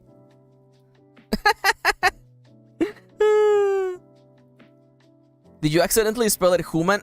Don't say that. I didn't do that, did I? No, it says Dancer. She's shy. Emoji spam. Oh yeah, please spam emojis, by the way. Oh, it's a Vine reference. Yeah, okay, you know what? Yeah, I got it. Thank you. Okay, so by the way, you're getting extra emojis because I literally have the preview window here and then you have the window here, so there's extra emojis. Okay, I think everything is fixed. Hey, what up? I'm Jared. I'm 19 and I never learned how to read. They're giving me cool guy pills, also known as Adderall. Sorry. There you go. The Froogie now works. All hail Froogie. All hail Frog Champ. I feel so good. Now things are working. By the way, can I get a wall of blub dance, by the way? Just to give me some dopamine. Can I get a wall of blub dance, please? Just for me. I just want some dopamine. Let's go. There they go. I love them. They're so cute. They dancing. There's more coming. Oh, there they go. Thank you. I needed this. I really needed this. Thank you. We have even more coming. The party just keeps going. Alright, so they do be vibing though. It's true, Carol. You're right. The little boy is like wait for me. I love him. Do you have any idea how happy I am that I figured out how to make this work, by the way? Do you have any idea how happy I am that this works? that you can just spam like rice ball emojis and they show up on the screen. Do you have any idea how much joy this brings me as a person? Anyways, so in case you don't know, today we're doing a little bit of a productivity stream while I'm working on my cozy tabletop solo role-playing game, Ironvalley. I'm working on the update. If you're interested and if you want to play it, it's a solo RPG inspired by Harvest Moon's 3rd Seasons, you know the dealio. And it is pay what you want on itch.io and my store. If you type !Ironvalley, you can go and download it for free and give it a try. All right, so reap the benefits is still kind of funny enough. I'm gonna leave it for now. We'll come up with the name for this move later, right? So we are updating the moves. There's literally just 2 moves left that are completely new. And these 2 moves encompass completely new mechanics into the game. Oh crap, the timer, thank you. Thank you, kitty. By the way, we use a timer to stay productive. Anyways. They're at 10, but their house is full of chairs. I still love that. Okay, so timer goes now. So I'm gonna need a name for this move all about giving gift, by the way. Why is there not a pickle emoji? So unfortunately, that's a relatively new emote, and this thing that I'm using only has old emotes, unfortunately. Or relatively older emojis. So, you know, as a bit of a emoji aficionado or aficionada, I guess, myself, I know that in fact pickles are really new. You can't even find the pickle one. Okay, so the gift and trade. So brand new to version 1.1 of Ironvalley is the ability to give gifts to villagers to gain friendship with them, or favor as it's called in this version of the game, and also to trade your farm goods and the things that you find while scavenging. The pickle, also known as Pickle Joe. Oh, the rice cracker is gonna show up for sure, by the way. Yeah, there it is, yeah. Oh my god, no, that one's so recent too. I love the quote system, by the way. It makes me so happy. Okay, so this move encompasses 2 completely new systems, and one of them is all about giving gifts, and the other one is all about trading and partaking in the good old art of haggling. But first and foremost, let's go over one half of it. So when you give a gift or partake in trade, follow the steps below. If giving a gift, gain favor with that townie equal to the gift's value, keeping in mind the following modifiers. So there's a couple of modifiers depending on special events, such as, for instance, you know, if the gift matches the holiday in question, or the holiday of the day, or matches the current holiday. There you go. If the gift matches the current holiday, you add +1 to the value of the present. So for instance, if it's like a white day kind of holiday going on right now, also known as Candy Day in Ironvalley, and you gift someone candy, it's worth 1 more value.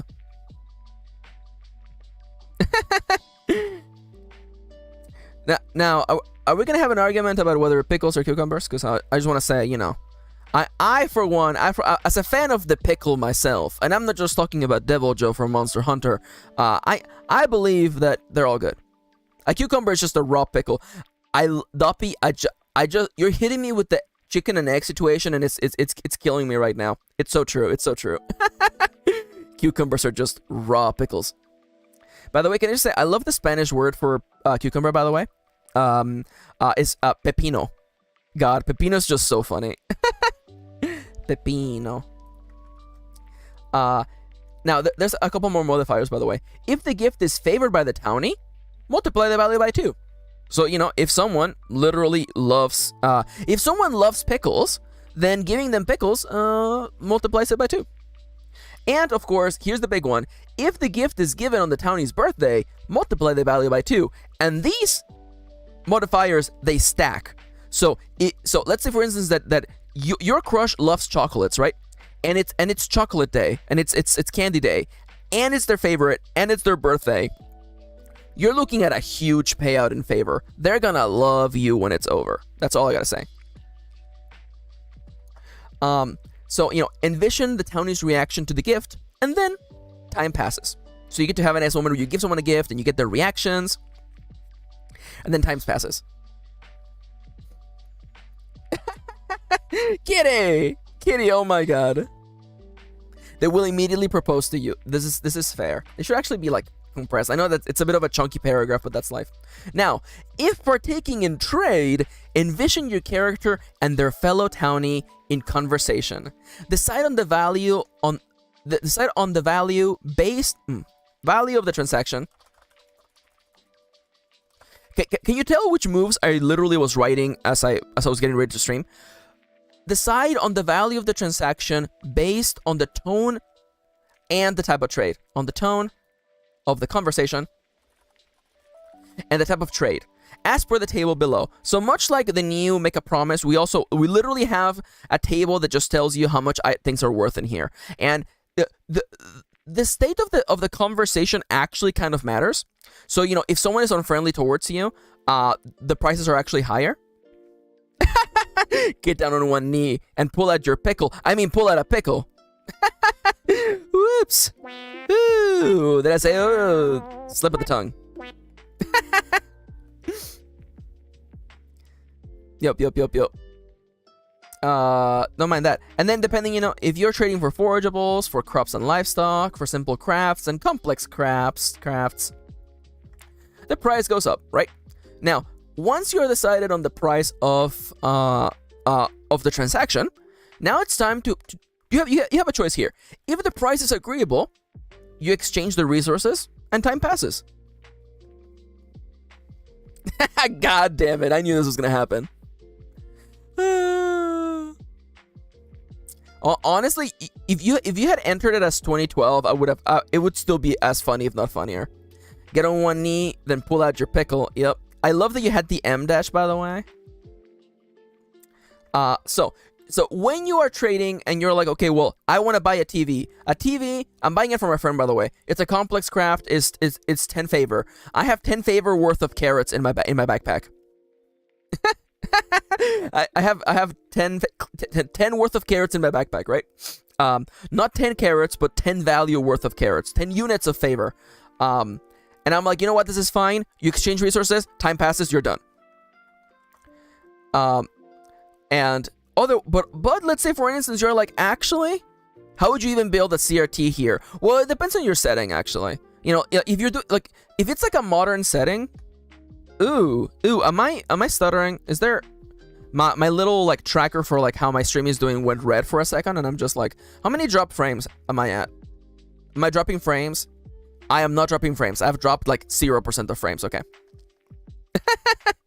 Anyways, where was I?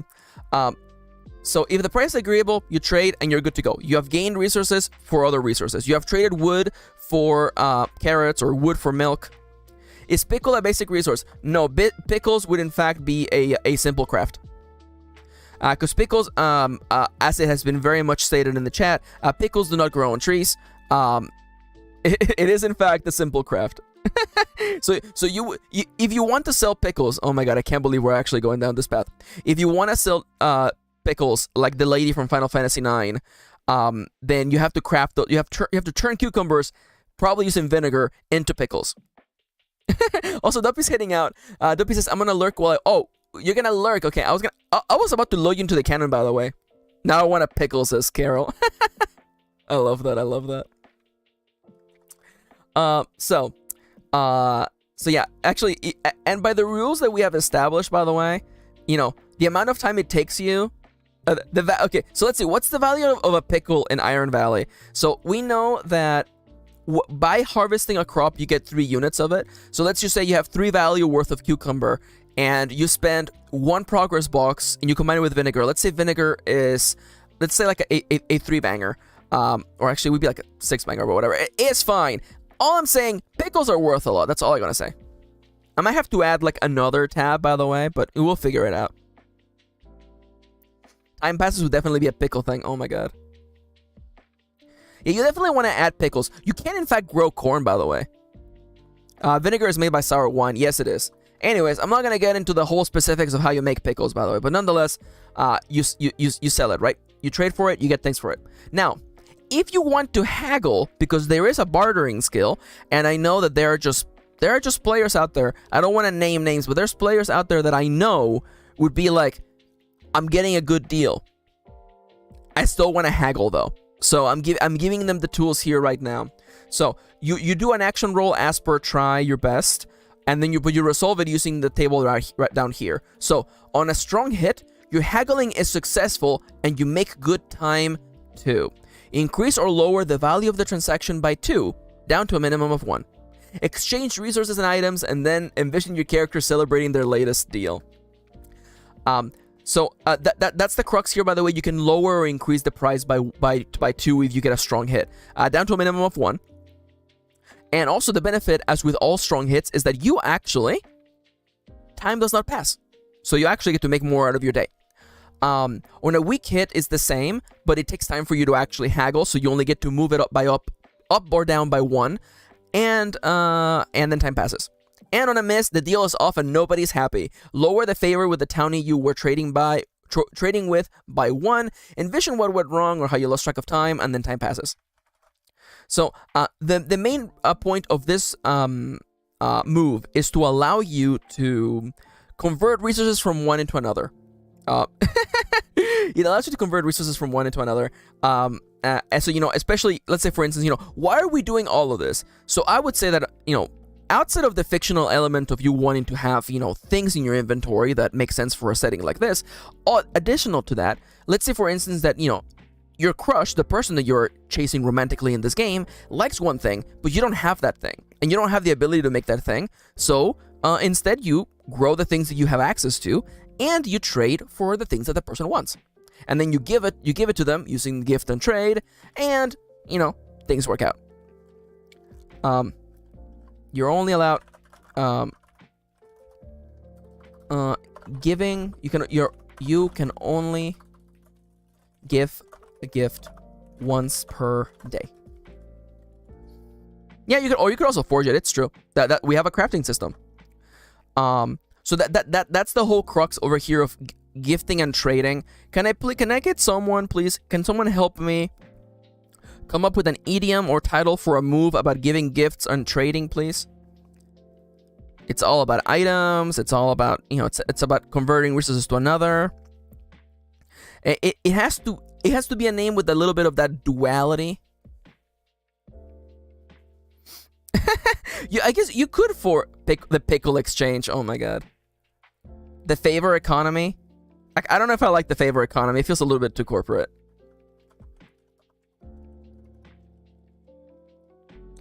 My brain is broken. This is fair. Sorry, can't Google right now because Winnie's complaining about Overwatch 2 and I'm doodling. Honestly, that's completely fair. Also, not for resale. Oh my god. Honestly, okay, so I have a little life hack for Winnie, okay? So if Winnie is having trouble playing Overwatch 2 and they hate it, they can just stop playing Overwatch 2.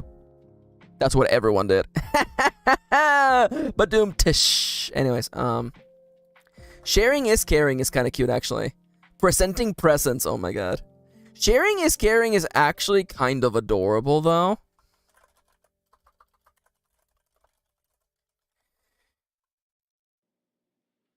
Sharing is caring is kind of incredible. Oh, by the way, I love Kitty and Charlie both having the same brain, by the way. Sharing is caring. Honestly, sharing is caring is kind of cute. Caleb likes it, honestly.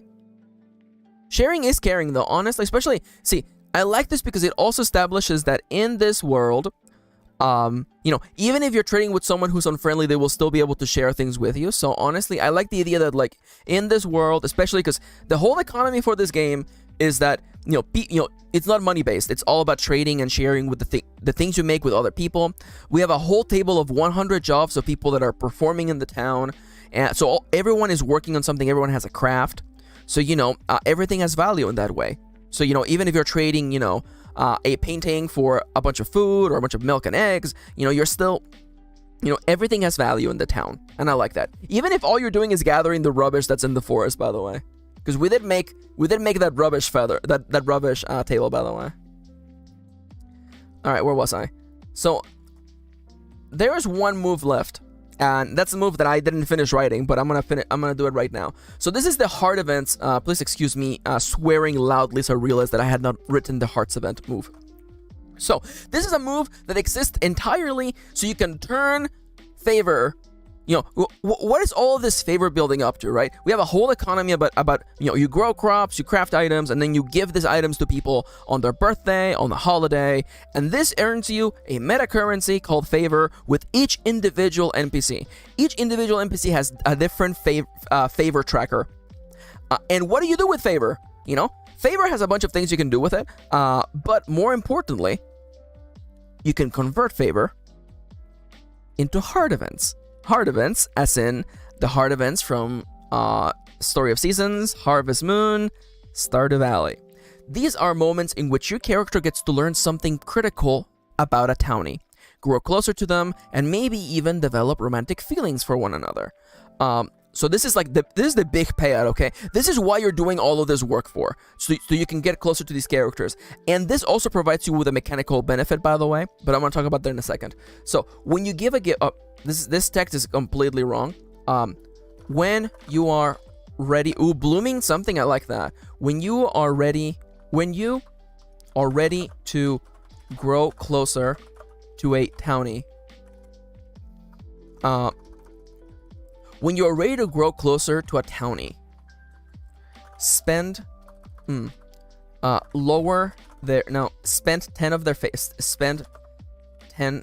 Oh wait, when you're ready to grow closer to a townie and have at least 10 favor with them, lower their favor by 10. And okay, the wording is not here yet, but we're gonna get there, okay? Because you basically, it costs 10 favor to go closer to someone. Lower their favor by 10.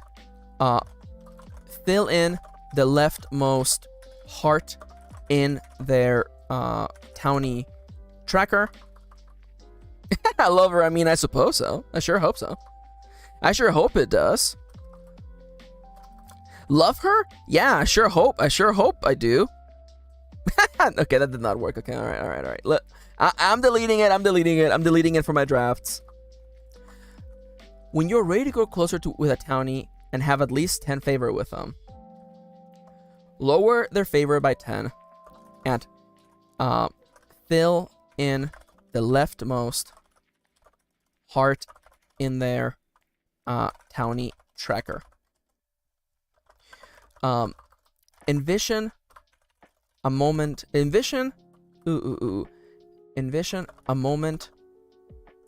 this townie, how you grow closer to them,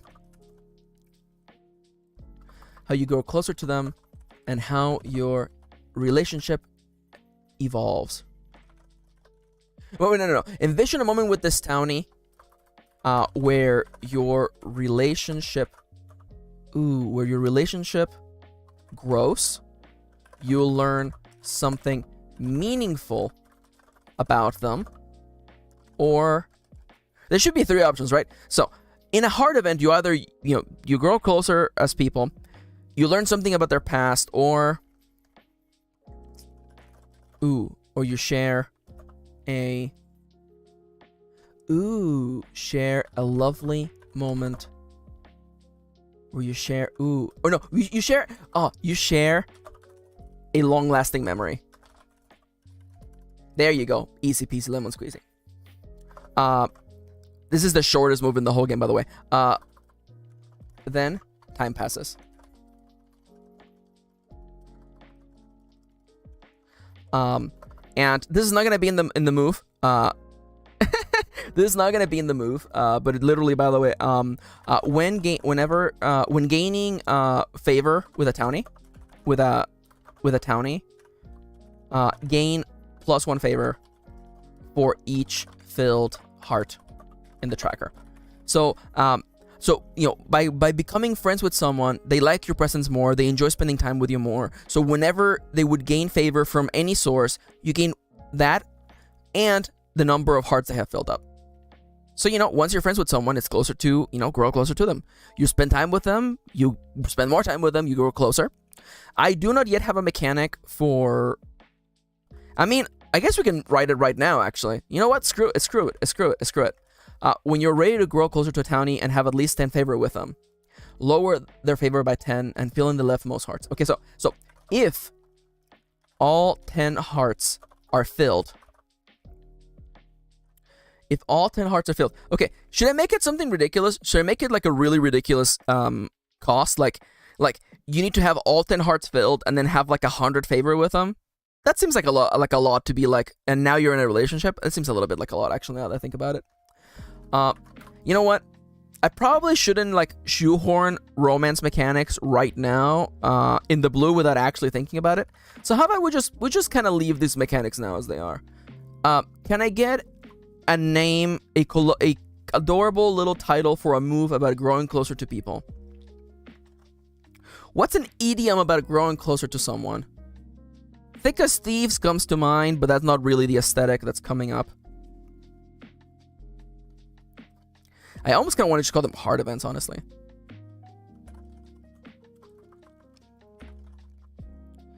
Share the love, new blooms. Let me cover the screen for a second, by the way. Let me see if we have idioms about love. Idioms about relationships? Get on like a house on fire, excuse me? Have a soft spot, go back the long way. Hard events. Okay, 15 idioms about love and relationships. Let's see if Google has something to help us here with, by the way. I would really appreciate it, Mr. Google. Can I like not do cookies, please? Come on, don't be like this. Okay, fine. Okay, yeah. Get off on the right. Okay, these are bad. These are immediately bad. Romance blooms. Well, like, okay, I like that Jada, but at the same time, like, it doesn't have to be exclusively romance. You know what I'm saying? The tie the knot. Oh my god. Instead of hearts, maybe it could be flower logos. Interesting. Have a friend in high places. To be an item. No. Endearing moment. Since endearing can be platonic. Grow a bond. Grow closer. Would it really just be grow closer? Fertilize a bond. Oh my god, Irina. I feel like hearts has to be in this. So hearts something. Hearts connect. No, I guess hearts still makes it a little bit like nurture a bond. Chips. Oh, heart to heart is also really good. It has to be nurture a bond. Now, and this gives us room for later developing a move all about romance in that case. So, you know, we can leave nurture a bond just for all kinds of relationships. And if you really want to be romantic, we can have a heart to heart, maybe. Yeah, I love nurture a bond. Nurture is food. I like nurture a bond. I feel it's actually really good. When you're ready to grow closer to a townie and have at least 10 favor with them, lower their favor by 10 and fill in their leftmost heart in their townie tracker. Ah, I see. Hearts intertwined. I like that, Tyler. I'm gonna write that down. Romance move hearts intertwined. Definitely for this version of the move, I definitely prefer like the like nurture bond for the and again, and in particularly in fiction, I hate the idea that people hit you with the whole like, you know, friendship is one thing, but the real deal is a romantic relationship. I don't do that. I hate that. I think it's silly. I wrote a whole book about that. Please look at The Fabulous Games Volume 2. You know, all relationships are meaningful and important. It just so happens that romantic relationships are another type of relationship. But I don't want to give the impression that the ultimate goal is for you to get married in this game. Sure, you can get married, but friendships are just as important. The real deal is obviously having a crime partner.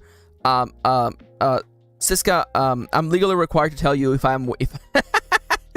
No, I was gonna make a joke about like, you know, I'm an informant. Would I be a snitch for the cops? Absolutely not. Never snitch. Never snitch. There you go. Chip says romance is just a different lens for their relationship. But only if you have enough pickles. Oh my god. You guys are gonna make pickles like a meme Just like you did Baby Mayor a bit. You know, like Baby Mayor is in the book. I make a reference to Baby Mayor in the book because you guys were so adamant about it. Also because it's hilarious. So nurture. So we have our new moves now. I'm gonna share these on the Discord. Reap the benefit. It's fine. It's fine. It's fine. It's fine. So, with this, I have all the new moves. So now the game has gone from being 4 moves to being nurture a bond. So it has gone from being, we have double the size of the moves.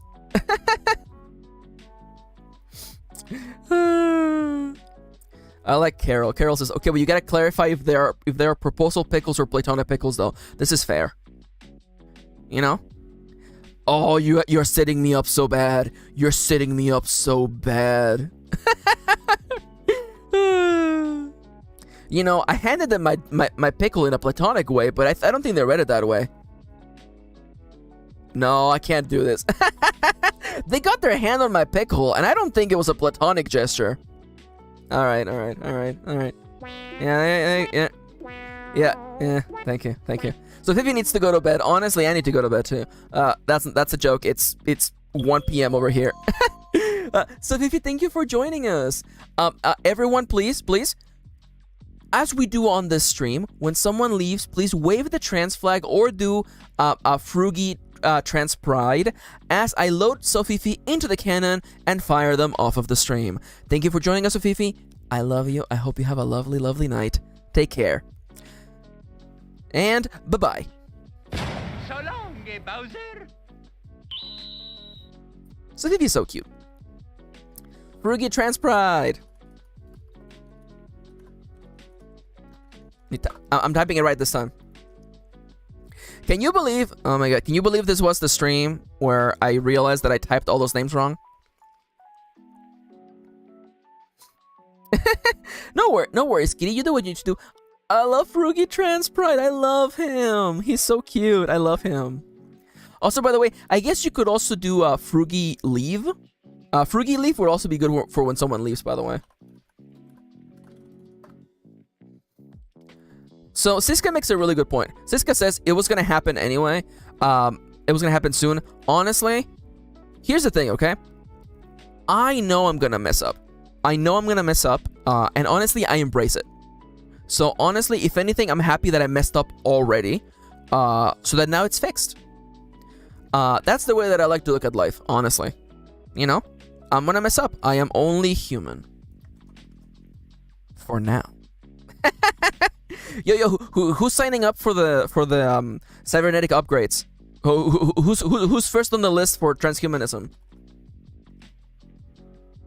Well, of course, I guess I would be, seeing as I'm on the trans spectrum already.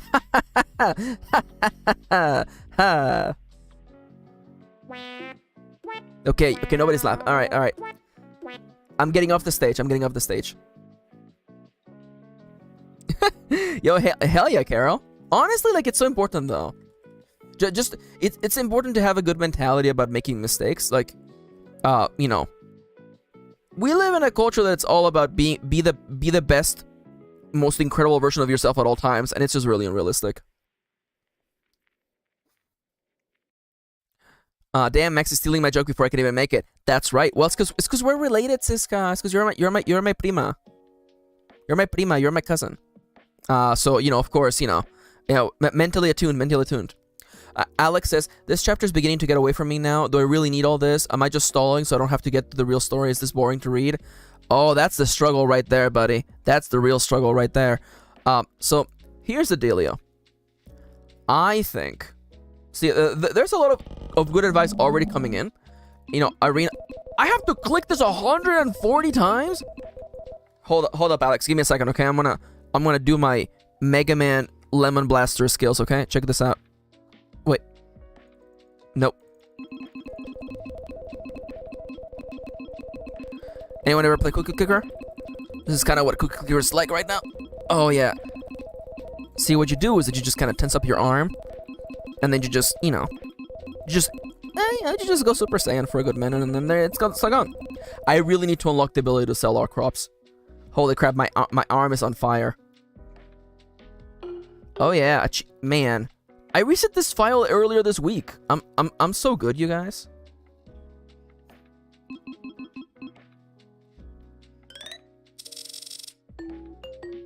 Oh, chat is going, but I'm too busy farming. Okay, here we go. All right, what's chat saying? You can do it, says Irina. Alex says thank you. A story is never for the audience. There's always for someone who tells. My dude. See, like I think it's really easy to, especially after you're hitting your head against the wall for quite a while. I would recommend, first off, trust your gut instinct first and foremost. If your gut is telling you there's something of value here and I can definitely mine it out, keep going. If your gut feeling is telling you I'm not sure anymore, here's what we do, okay? Yeah, here's a little bit of really good life advice, okay? We don't make impulsive choices in this house, okay? If there's something you want to do, if there's a big change you're thinking of, sleep on it. Legitimately go for a walk. Legitimately just put it away and don't think about it. Promise yourself you won't think about it until tomorrow, and I assure you, probably in about like 20 minutes, you'll get the answer. That's the way it always works for me. I tell myself I'm not gonna think about this. I'm gonna sit on it, and then I go for a shower or a walk. I go for a shower. Oh my god. Take a shower. Or I go for a walk, and then in the middle of lathering, I'm like, that's the answer right there. Allow a chance for your brain to do the thing it does, where it solves problems in the background. Now, Alex added, right, that's been on my mind. I'm enjoying figuring things out, but I'm enjoying figuring things out. Take 3. I'm enjoying figuring things out I didn't know before, but not necessarily explaining them. Yeah, that's the struggle. But again, trust your gut instinct. At the end of the day, you're the writer. You're the person who has spent more time working on this than anyone else. That is a little something that happens with people. That as much as I love giving advice, I have built this entire channel and giving advice. At the end of the day, you have spent more time working on that book than I ever will. When the time comes that I read your book, I will spend only so many hours reading it, and you have spent, 10, 20, 100 times that time. So I think you should trust your gut instinct. And if you're thinking, hey, I'm going to take a little break, then that's also completely valid. But if your gut feeling tells you, hey, I think there's something in here, keep at it. There's no reason why it has to be A or B. You can do A and then give B a try. Anyways, I'm going to stretch and get up. You should all do the same thing, by the way. Stretch, get up, and drink some water. I'm going to be drinking some... I got a big juggie. I got a big jug of water. By the way, I used my jug as inspiration for the jug that's literally on the screen. So, I'm just going to have a big sip. So, I'm going on a date with Kitty today. So, I need to end the stream exactly at 2 p.m. So, we have 53 minutes left on the stream. Let me stretch real quick. By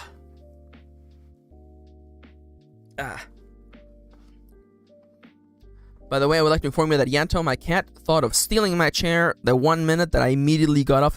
I got off my chair and instantly he was like, I want to steal that.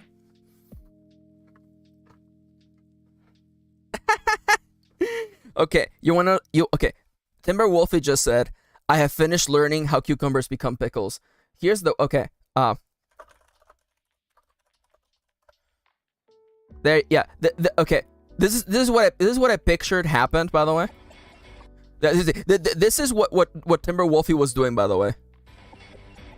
It's just pickles, and then Timber Wolfie says,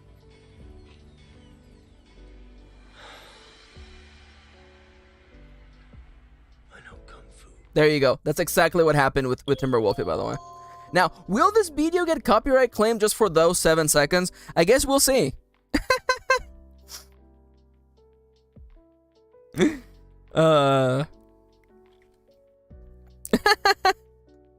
Yeah, it's just Timber Wolfie's like, I know how to make pickles now.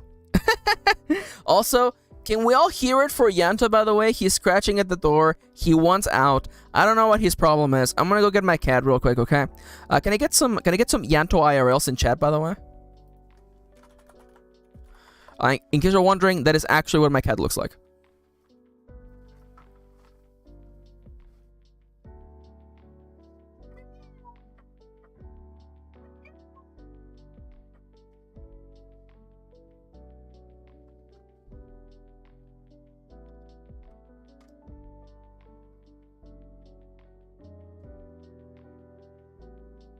There he is. It's my boy. He's a Russian blue. Also, Carol said earlier, not me being stuck with fever. At last I'm home. At least I'm home with Maxi's stream. Hell yeah. Is this your first time catching my stream, or have you been lurking for a while? Do I know you? Should I know you? I'm asking because there's quite a few people who are like, oh yeah, I've been watching your content forever, and then I'm like, wait a minute. I think I know that face. It's funny because, like, you know, in my mind palace where I keep all the file cabinets with everyone's information, like, there's so many people that I'm like, I know you before you change your username. I know all of your old icons. There are things that I remember, okay? My brain, it works for something. Also, by the way, so, you know, the title of this stream is, like, you know, tomato powered productivity, right? Because we're using the Pomodoro technique. Pomodoro, tomato, etc., etc. Do you have any idea how much energy it took for me to not have it on the thumbnail, or have the title be tomato, it's got the juice? Do you have any idea how much energy it took for me to not do that? How much self-control? Oh my god! Carol says, first time watching the stream. I've always been at work when you stream, but I used to watch your writing academy back when I was in high school. Oh my god. Oh my god. I don't feel too good, Mr. Stark. Time, man. Awesome. Hey there, so nice to see you. I hope you have a good time. Alex says, alright, I'm putting the writing away for now. Honestly, completely valid. I'll take the weekend off and get back to it on Monday after I've collected my car. Honestly, you know, nothing wrong with that. The other thing that people don't realize is that, you know, writing is especially hard when you have stuff going on in your life. So, you know, if there's something that has been bothering you, I'm not saying that it's the car, but, you know, if there's something that's bothering you, it's definitely eating away at your mental RAM. And, you know, taking care of that will allow you to have more space to think about writing. Are we in the same mental rooms as Pokemon and Digimon? No. So here's the way that it works, okay? So, in the back of my mind palace, right, there's like a bunch of file cabinets where everyone's information is. And like it's funny because some people are still like, the way that I imagine the information in my brain, it's like folders, right? And some people are still categorized by their old username. I'm not gonna dead name anyone, but like there's people who I'm like, I knew your name before you changed it, and I still think of you by that name. Of course, I would never call you that name because I'm not an asshole, but I'm just kind of like, yeah, your dead name in my brain. You know, or you're categorized by that name. Of course, I don't actually think of you that way. So like, is that in the same place as Pokemon? No. Pokemon and Digimon exist in like a nebulous part of my brain. Because like, I don't know which Pokemon knowledge I'm carrying with at the time. You know, one way to think about it, while you're literally my mom, no, I'm your cousin. Is that the way your mom thinks? Holy crap. I'm sorry. Wait, hold up. How dare you speak badly about my... Wait, hold up. Do you have a bad relationship with your mom?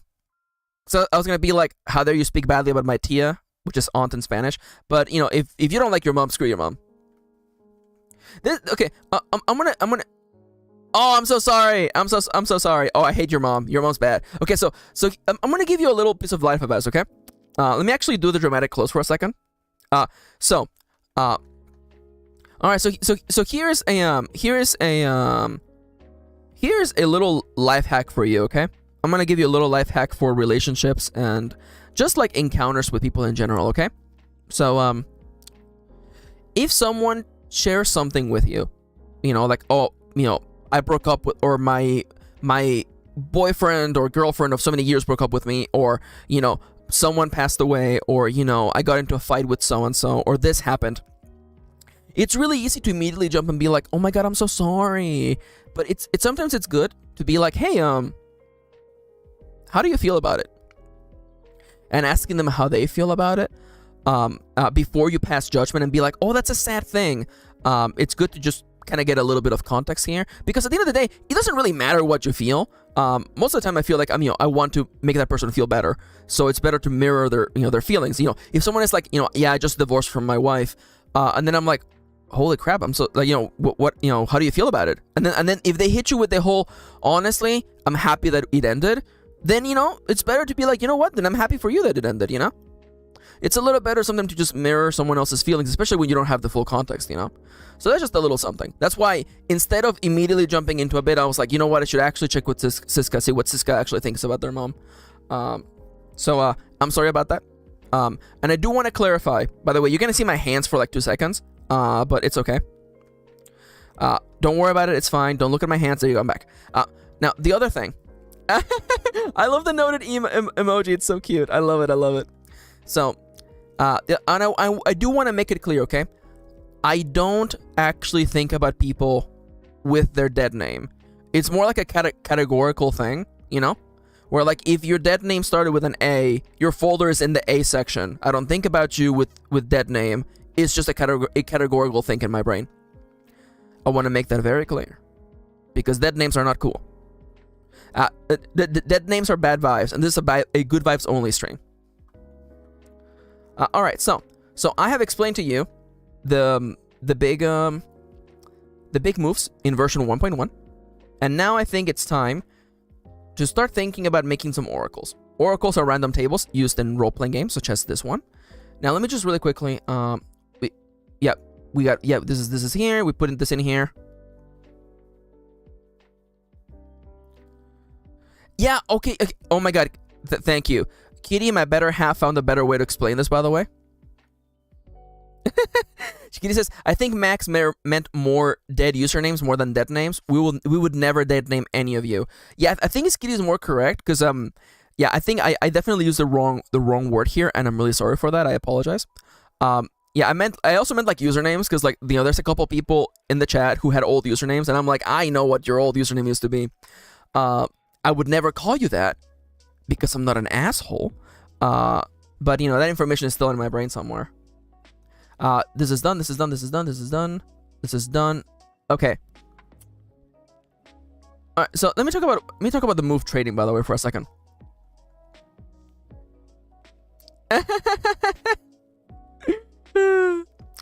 Yeah, I love that. That's the Tango mask. The Tango mask is a really funny emoji. It's just called Goblin, I think, which is, if you type Goblin, I think it just gives you that into the emoji box.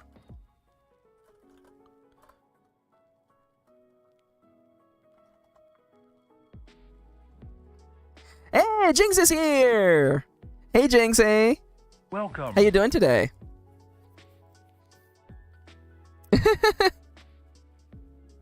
And by the way, I did type the Tengu face. It's a funny face, honestly. It's of course based on the Japanese yokai or mythological monster known as a Tengu.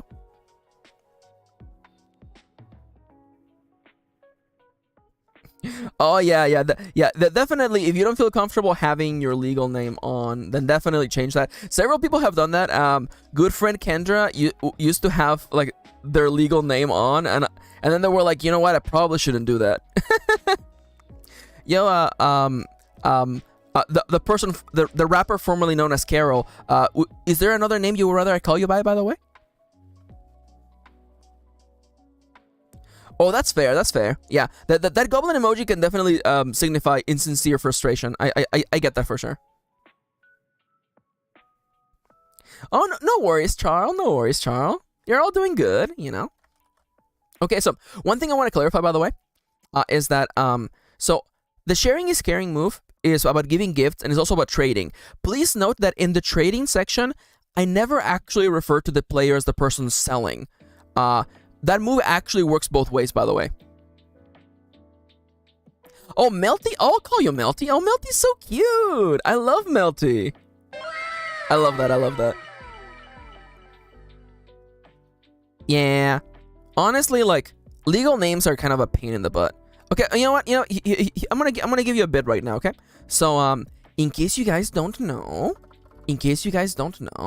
Kitty and I are married. We've been married for like 5 years. So let me give you a little funny thing about getting married, okay? So, you know, so we went to get the legal paperwork done at our county building, right? And they gave us an option. I didn't know how this worked, by the way, so you might not even like realize this. So when you get married, you're able. Oh yeah, are we married? That is so gay. Yeah, we're so gay. It's so true. We're so gay. Y'all, honest though, okay? Is it gay to marry your best friend? Asking for a friend. The friend is me. Oh, hey, Akim. Welcome to the stream. Welcome. If this is your first time, hi there. The name is Max. Pronouns are they, them. Please check the description of this video for the rules on how to behave in chat. Thank you. So here's the okay. So we're at the county building, right?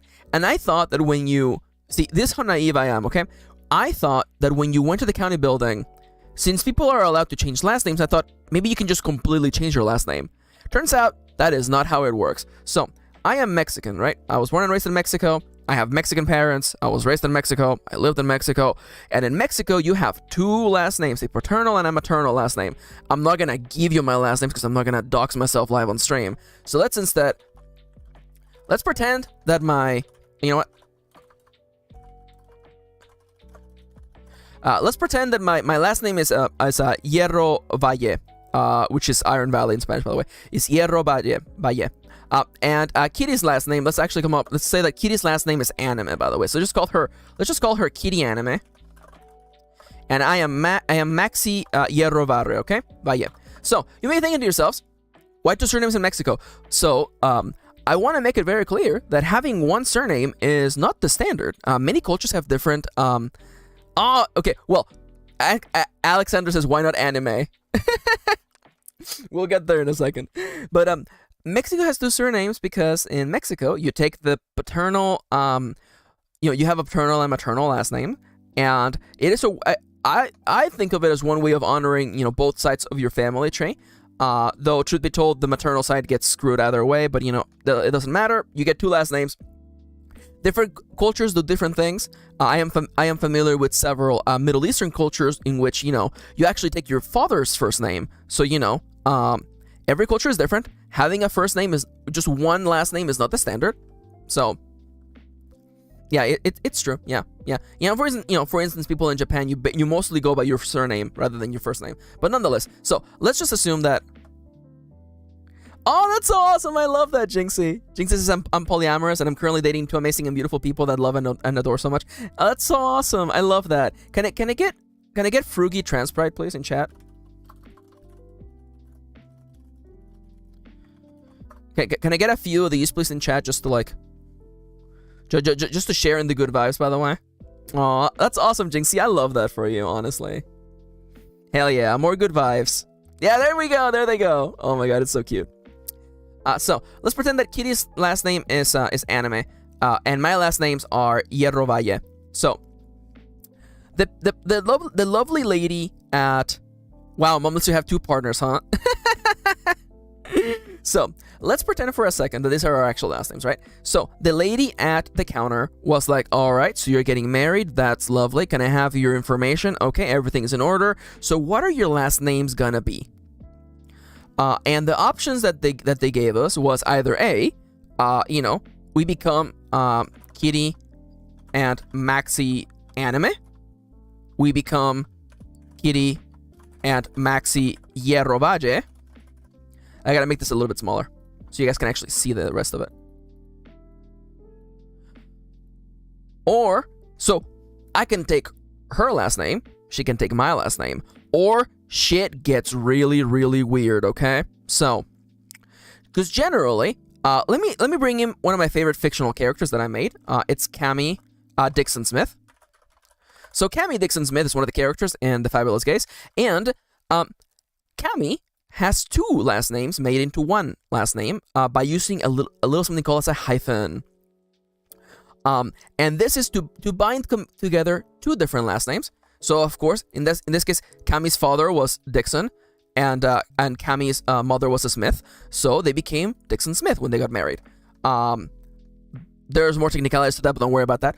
So the options that were given to us is that we could have the new last name be Anime Hierro. Actually, it would be Hierro Valle Anime, or Hierro Valle Anime. I forget what the other one was. I legitimately feel like oh no, yeah, or Hierro or Hierro Anime. So first and foremost, they're like, just forget about one of your legal names. And I'm like, I don't like that. And then like, what if you come up with this absolute disaster of a name, by the way? Can we just talk about this, by the way? Name, space name, hyphen name. I'm not sure about that one, Dale, but like, I thought that when you got married, you basically got a free name change, you know? Yeah, like, and Kitty just said it, right? Like, listen, Kitty and I don't have children yet. We don't have children. And honestly, it feels to me really, really bad faith to already ruin their lives by giving them essentially like 18 letters, no, 18 to 20 letters in a last name. That feels to me a little bit unfair. As far as I know, you can also just make up a new name. Nope, not in the United States of America, baby. You have to like legally change your name and then do like a weird loophole thingy. Yeah. So, Miss Melty saying that like one of my students has a name hyphen name last name, which like, you know, to each their own.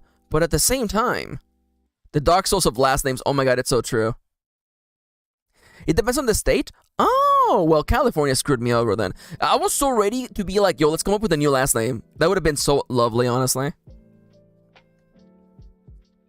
Teacher, all right, kids, time to write your last names on your paper. Maxie and Kitty Jr. sobbing. Yep. What's your name? My name is Iron Valley Anime. Yep. I was gonna reference a piece of fiction, but that piece of fiction is dead, so. I mean, my last name is the first half of the phrase. Well, that could be any kind of phrase, honestly. Ahoy? Ahoy hoy? Meaty from Meaty Iron Anime. One of the longest names I have ever heard is rapper Akon's full name, which is Elio. Why am I reading it like it's a freaking elf name? Elion. By the light of Elion. I'm sorry. I'm deleting it. Damala Bogat. Time Bongo Pura Naka Lululu Badara Akon Diam Theum Land Ho. Please call me Annie. How dare you? How dare you? I figured your kid would just go by one last name. See, that's the problem though, right? That's not their legal name, you know? And maybe casually, but like that would just lead to like confusion. Also, it doesn't help, by the way, that I may or may not have the most common Spanish surname of all time. So, Anakin. Anyways. Annie. Yeah, so that's a reference to one of the greatest moments of this stream. Honestly, God. I don't know if Alex is still watching, but I just want to say that, like, I'm very grateful that you shared that story with us. Honestly. It's become easily, like, top 5 greatest moments of this stream. Top 5. Top 3, probably. I haven't made the tier list in my head, but that's definitely, like, top 3 greatest moments of our stream. I'm sorry that it comes at your expense. No. It's the situation with anime. The how to pronounce Evangelion situation. Yeah, that's definitely top 3 of the greatest moments on this stream. Again, I'm sorry that it comes. Oh no, I did not mean Anakin. No. I was because earlier on we were talking about like why didn't I just write Kitty's name as Anime? I know sometimes in the UK they have 2 middle names. Oh yeah, middle names are weird. Middle names are a weird thing. Yeah, in Mexico we don't have middle names. Yo, and anybody here got any fun middle names? Y'all, anybody here got any fun like social security code numbers? Anybody want to share like their full like credit card account with the little code in the back? That's her legal name. You can't dox your wife. Kitty's name is not Anime. I'm gonna just tell you that right now, okay? That was a character she created, okay? Oh, what's wrong? Nobody want to share with me like their address and their, you know, credit card information? Gonna change mine to Cicada in case I want to go by Cade later in life because I like that name. Yo, that's cute. I like that. Oh, Thalia Rain. Ooh. Okay, by the way, can we just talk about the name Rain, by the way? Can we just talk about the name Rain and how this name... Let me just make it... The name Rain, by the way, exudes trans energy, okay? Okay? This name is I want to say, easily top 10 trans names of all time. Rain... I don't want to say that I know a lot of trans people named Rain or with the last name Rain, but it's up there, buddy. Rain is such a good trans name. People paying attention right now to names, okay? Rain, A++++. S tier trans name. Oh no! Melty says that they have the most white lady name on the planet. They were named after both of their grandmothers. Oh, that's funny. Oh, interesting! Duppy says, I went by my current last name my whole life, but apparently it hadn't been officially changed from my mother's maiden name until I was like 15. That's funny.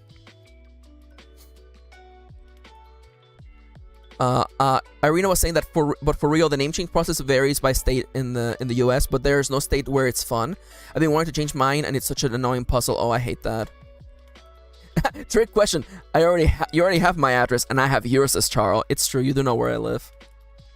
In the depths of hell, sitting at the throne. Anyways, all my siblings and I have middle names, especially because my grandparents didn't give my mother one. Interesting, Systember. Duppy says, and my pharmacy still labels my prescriptions as maiden name, new name, and they spell my address wrong.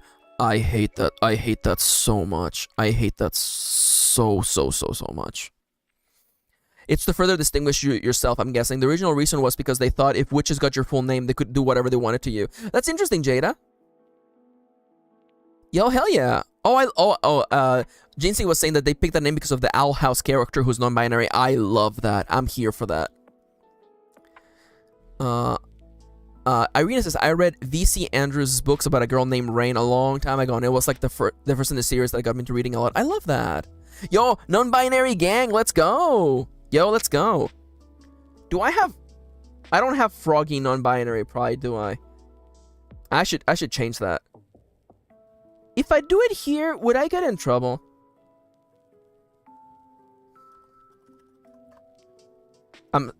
Where is Frugy? Frugy non-binary. Okay, I'm gonna make sure to add this one to the stream so we can do Frugy. I should add Frugy Shock. What? Why don't I have Frugy Shock? Oh, look, they made an emoji just for Kendra. They made an emoji just for Kendra. Look, it's Kendra. I can't believe they made one just for Kendra. That's crazy. Oh, Frugy Witch is cute. Oh, Frugy Comrade, let's go. These are all winners. Anyways, where was I? The host's name is Selena. That's funny. I gotta change my name before I publish anything. Weeps. I do want to make it clear, by the way, Charles, that you don't have to have your legal name changed before you publish. You can write under a pseudonym. I believe Frugy Witch is not in yet. It would show up in chat if you have the BTTV extension, but it won't show up on stream because I don't have it enabled. Surely, if enough people... That's funny. I like that. Froggy MB! Frugy MB! Oh my god. I like that. I like that. Yo, pen names rule, honestly. Oh, yeah. By the way, MKirin is not actually my name. I have a faint feeling you all already realized that. Anyways, do we have time to make one table? So let's see. What's a table that we would need? Livestock table. All right. Y'all want to make a livestock table? Y'all want to make a table of animals that you can have in the farm? What happened? Did I say something funny?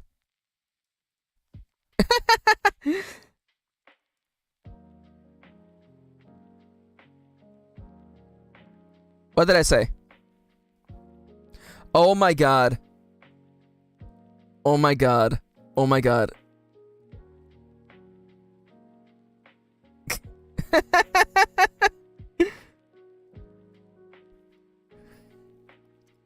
Oh my god. Okay. Do you realize how much I was sweating for 1 second? Do you realize how much I was fucking sweating for 1 second? For a hot second, I thought, did I actually say my real name on stream? You are all fucking memeing on me.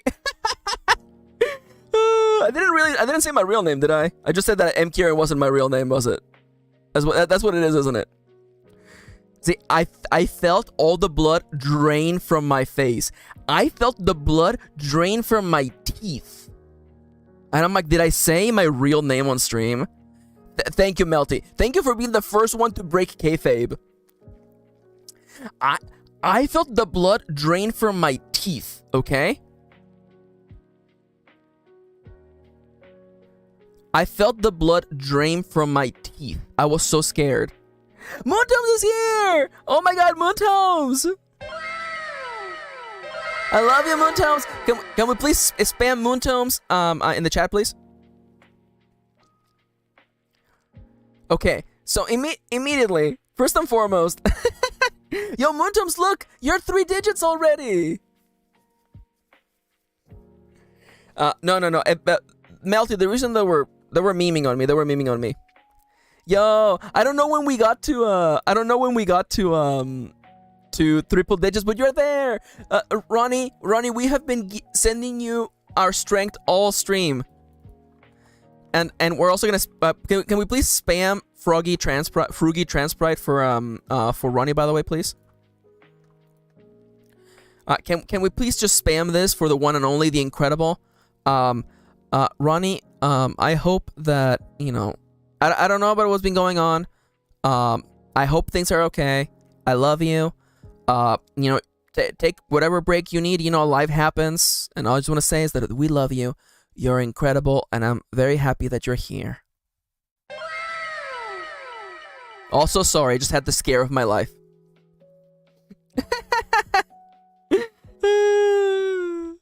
Okay, so I have a couple of things, okay? So there is something that okay, so why was there no blood in my teeth? The emotes are not showing up. Stream elements. Nosferatu. I'm sorry. Y'all, honestly, y'all got me good. Y'all got me good. So for a hot second, hi Moontomes, let me just clue you in on what was happening. So we were talking about names. Oh, Dancer still doesn't work, by the way. I'm really sorry. Dancer does not work. So what happened to the emotes? Okay, can we let me just try a little bit, okay? Let me just actually no, wait. Moon. Okay, let's try the face of the moon, okay? Actually, you know what? Let me just do the Moai statue. I love the Moai statue.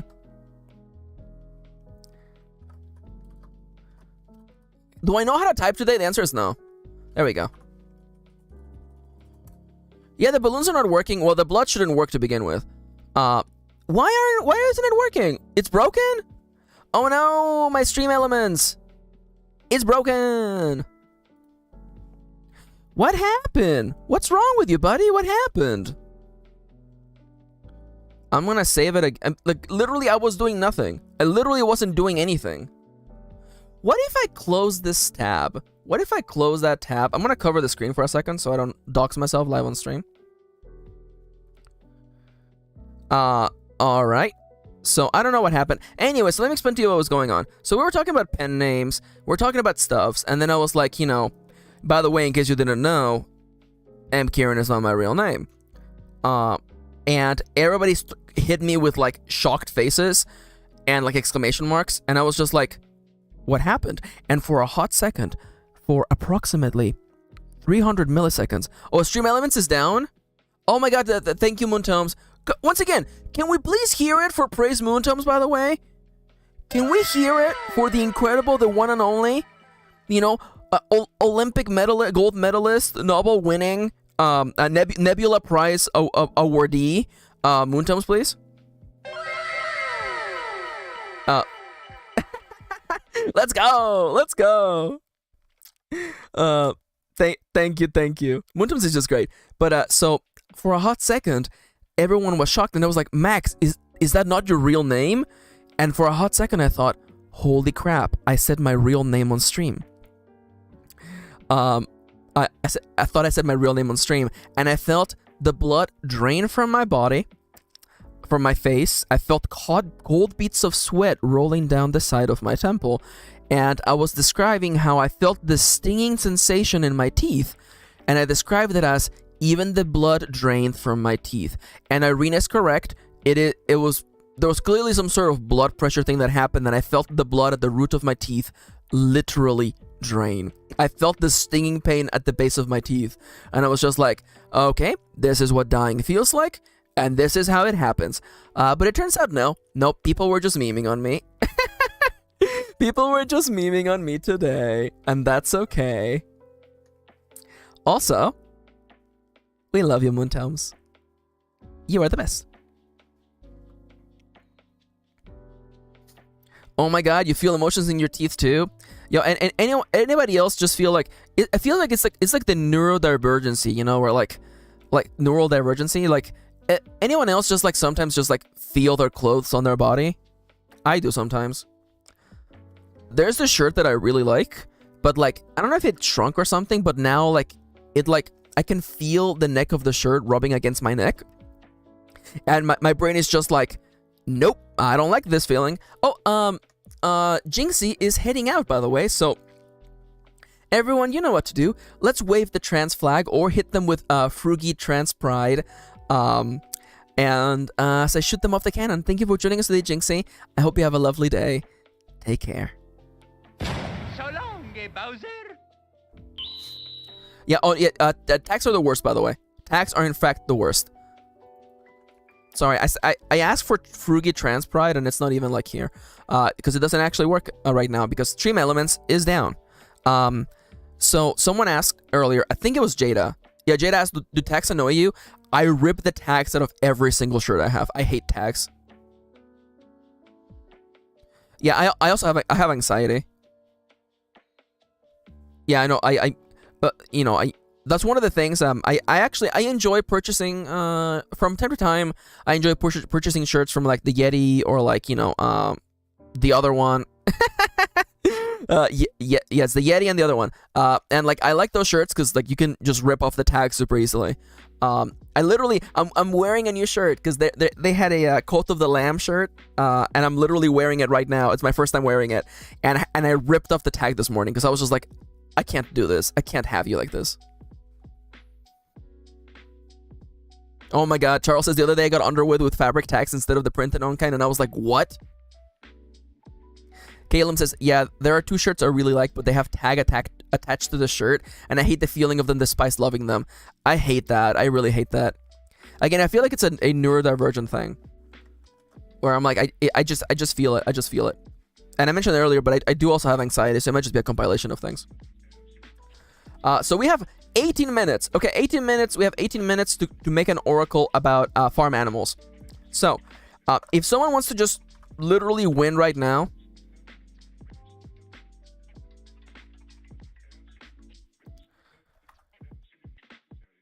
what does that what does that mean? My brain, I'm like, I know those words.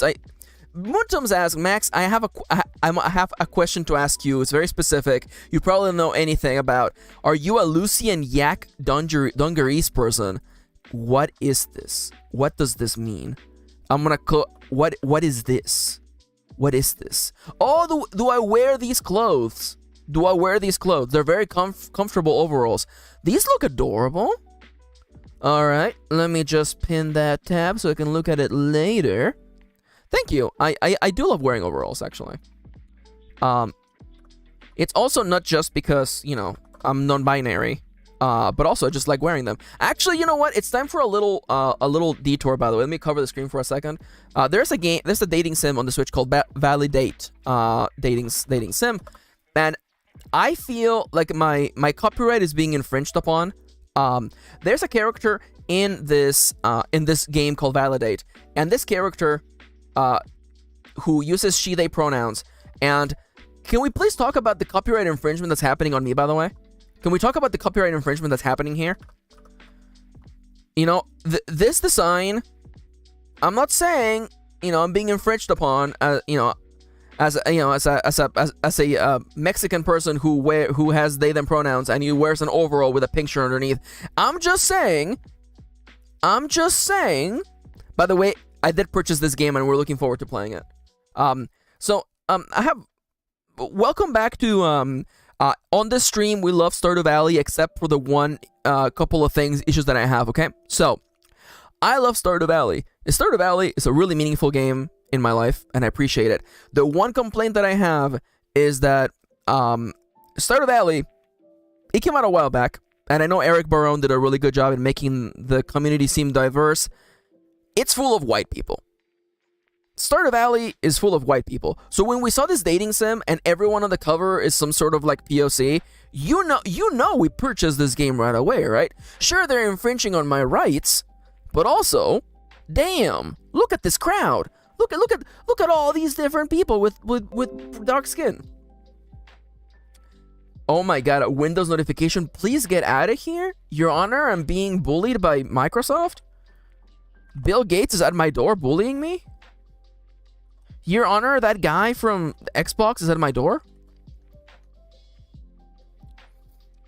There is in fact one marriage candidate who's POC, and that is Maru. But unfortunately, oh, look at that. It looks like Stream Elements is back. Can I please get a what emote do I even want? You know what about Dancer? Does Dancer work? Yeah, all the emotes are coming in, by the way. It looks like there was some sort of blockage in the system. Oh my god, the Dream Crush board game is really, really fun. I have not played it, but I heard really good things about it. The glasses, the one with the glasses, is that the doctor? Is that Harvey? See, okay, so Dancer exists, but she don't dance. Again, you know, Stardew Valley, good game. It's a good game. It's a good game. It could use with more people of color. That's all I gotta say. And what gets me, by the way, I see. Oh my god, Caleb was ready to go. Holy crap. Okay.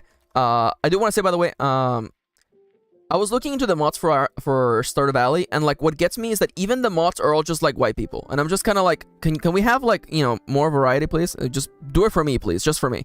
Llamas are so good. Okay, so farm animals, we have sheep,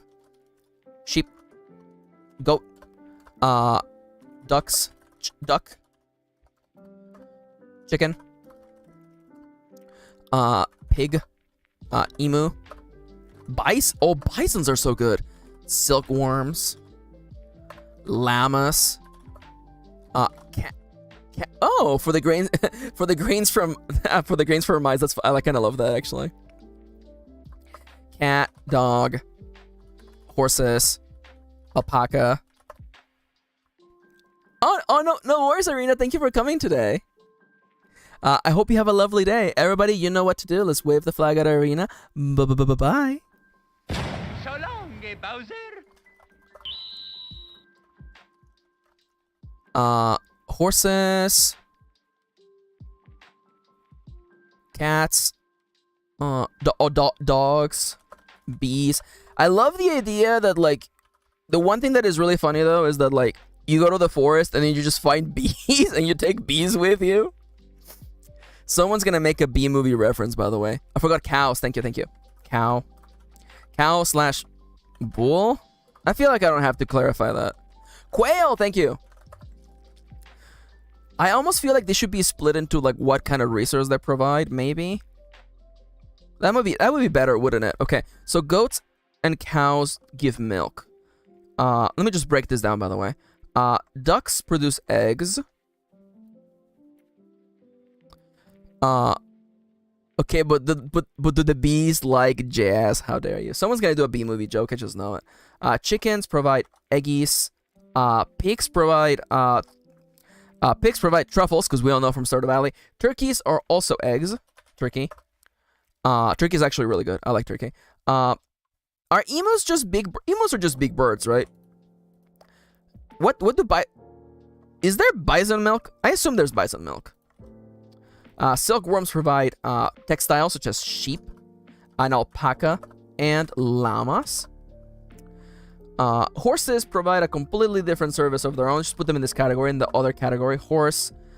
Quails provide eggies. Bees are also in the other category. Bee. And then we have cat, dog. And the silkworms go over here. Okay, perfect. Alex, how dare you, Alex? Ostrich, definitely in that category. Let me just actually, I'm gonna move everyone down a peg. And then we have milk. We have eggies. We have othies. And then we have textiles. Emus have huge eggs. Look at the eggs on that one. Jesus. There we go. Okay. Panda. Honestly, have a panda. Have a panda. Have a bear. Rabbits actually provide textiles. As do chinchillas. Chinchilla. Monkey, squirrel. Squirrel. Kitty, did you open the freaking Harvest Moon wiki? That's every animal from Animal Parade. I knew it. Oh my god, have a raccoon. I love the idea that you have a raccoon in your farm. Penguin. Penguins give you eggs. I am certain that penguin. By the way, platypus. Platypus lay eggs. She said she would. Deer. Oh, I love it. I love a deer. Deer. Turtle. Turtles give you eggs. It does seem a little cruel to eat their eggs, but I'm just putting them in here. You don't have to have them for their eggs. Snakes also give eggs, and I'm gonna put frogs under other. By the way, in case you're wondering, these are not actual categories of things that, this is not the only thing they can serve. This is just, we're just breaking it down to make things easier. Yo, it's true. Caleb is like, raccoons are the best at gathering rubbish. Oh, a fox for sure. Oh my god, yes, fox. I love Melty. Raccoon on my farm. Dog, that's just me, Lamau. I love that. Oh, possum. I love possums. Possums are so good. I love them. Ferret. Mice. Hamster. I guess it would be mouse, actually. You know what? Also, you get a rat. You can have a rat as well. Well, at this point, shouldn't we look at the villager thing now that I think about it? Because we have a whole thing of like of animal species. Okay, real talk though, now that I think about it, couldn't we just like use this animal list that we came up with? I guess it might be a little disconcerting to have a rhinoceros show up in the forest, huh? I guess that would be a bit of a problem, that wouldn't it? Huh.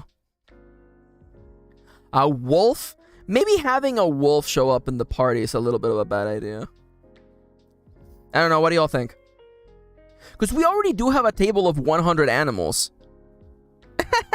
Tigers, elephants, owls. I guess they should be like inherently farm animals. I cannot ethically keep a tiger on my farm. Okay, let me cover the screen for a second, by the way. If you want to support me, top left, by the way. Farm animals in games. Common ostrich. Rabbit, bird.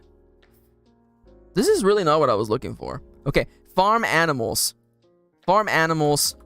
Just a list of farm animals, buddy. Hit me up. Am I really looking up images on the internet about like... Am I really doing this? Am I really looking up images? Is this real? Is this where life? A donkey though! A donkey though! Nobody remembers. Donkeys are the silent winners. I cannot ethically keep it. That's still killing me. I can't believe... Oh, ducks! How did we forget ducks? We did not forget ducks. It's literally the first one on the list. Okay. Chicken, llama, sheep, goat. No alpaca, love? Really? How is an ox different from... What is an... I guess an ox is a different animal, actually. I believe we have I just put it in. Some birds could work, actually. Oh, yeah. Yeah, definitely, for sure. Well, in that case, we should definitely have owls. Owl, raven, or just a corvid. Yeah, I just put raven. Capybara. You did say alpaca. Okay. Capybaras are kind of dumb, but I kind of like that. Dove. Oh, I like a dove. Can I get some bird ideas, by the way? Can I get some bird ideas? Some bird animal farm ideas, please. These are for children. These are images for children. Oh, a parrot? There should be a parrot. Ah, yo! Melty, same brain. Melty, same brain. Although technically speaking, there is a delay, so you technically speaking, you said it before I said it. Parrot for sure. Oh, it should be a goose. Goose are evil, but honestly, like, this is okay. Peacock. Parakeet, conure, finch. What the hell's a conure? You know what? I'm not gonna look it up. I'll trust Kitty. Conure, finch. Same brain cell. It's true. I can't believe I'm literally looking at a picture of, like, this is like what a child would look up on the internet. Y'all though, honestly though, real talk though, isn't this like okay, question, okay? Anybody else just like love these things as a kid, or just me, by the way? Because like, I loved tiny little animals when I was little. Holy crap. Kitty and I, sometimes when we're going shopping at like a Target, they have like the big bucket of like dinosaurs, and I'm like, oh, that shit look good. Oh, that shit look good. And anybody else just want to buy a big box of like wooden animals, or just me?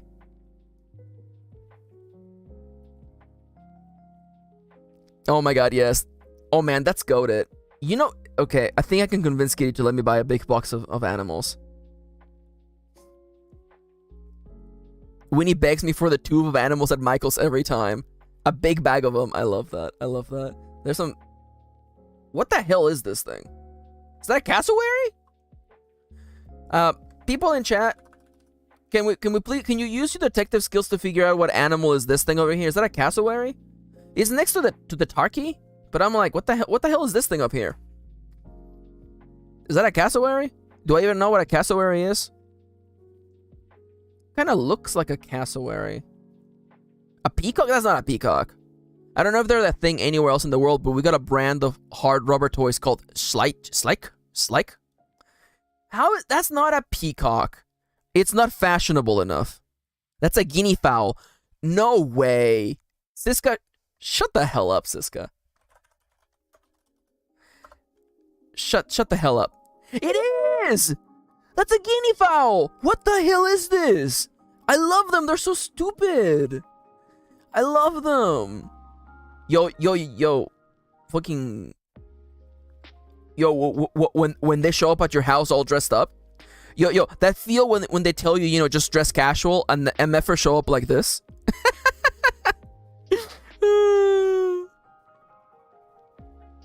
Thank you, Knight.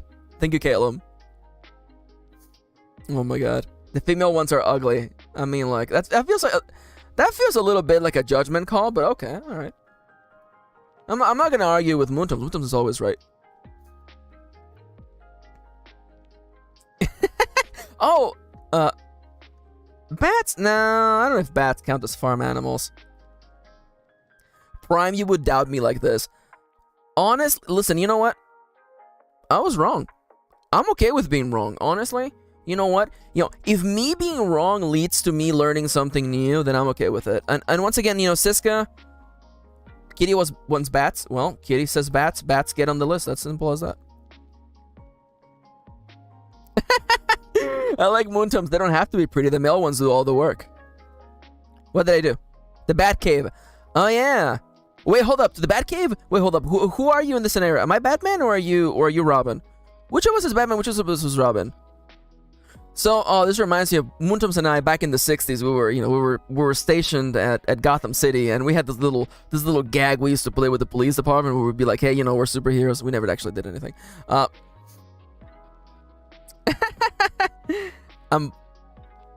What? 1 minute?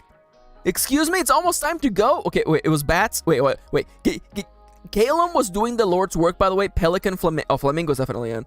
Flamingo, pelican, a gull, and kiwis. Okay. Okay, there's a lot. Okay, it's time for me to get out of here. I have to go because I have a date with my incredible, amazing wife, Lady Kirin, today. Hummingbirds and condors. Oh, condors are so cool, by the way. Condor and hummingbird. I'm leaving. Let me just hit you with the usual spiel, okay? By the way, the music you heard in the background today all day was the incredible and amazing and beautiful Lo-Fi Leo. Lo-Fi Leo is incredible. The music is on YouTube. Go check it out. By the way, if you are watching this right now, herons. Oh, Night Calum is so good. Herons can fish. Hold up. Stop. Everyone's so sweet. Okay. Blair the Siren. Okay. The app that I use is Vtuber. You can be a VTuber like myself by going to this place over here. My website is MKirinauthor.com. You can read my books like The Fabulous Gates Volume 1 and 2 and The Last Red Mage. Really good books. There's going to be a sale on my birthday on March 2nd, so, maybe save your money for that sale. Also, by the way, before you go, don't forget, leave a like. Please leave a like. If you're not subscribed, subscribe and hit the bell to be notified. These things mean a lot, and it tells YouTube that I exist and I matter and that I should be on everybody's little recommended page. I gotta get out of here. Thank you for coming. But actually, there's always a second to say something meaningful. And I will. Hi there. If you're having a rough day today, and you're thinking to yourselves, these feelings are never gonna go away. I'm gonna be feeling this way forever. Well, the answer is, and the truth is, you won't. These things will pass. One day you'll look back on these feelings and you'll think to yourselves, you know what? I got over it. I made it to the other side. I'm back here at the good days again. It may seem hard sometimes, but it's better to just keep pushing on, to keep chasing the sunrise. And I think we should keep doing that, you and I. Even if the feelings feel crimson right now, feel red hot, it's better to keep going and to keep chasing the sunrise. Do your best. I know that I will be too. Thank you for coming today. Thank you for making me a part of your day. I hope you have a lovely day. I know that I will too. Have a good one. Bye-bye. Okay, that's all the time I've got. I gotta get back to playing Animal Crossing New Leaf on my Nintendo 3DS.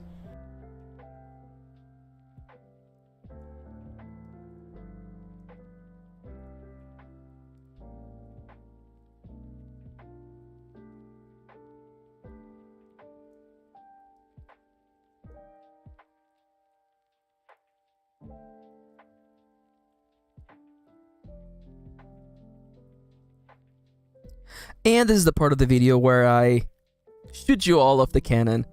Have a lovely day.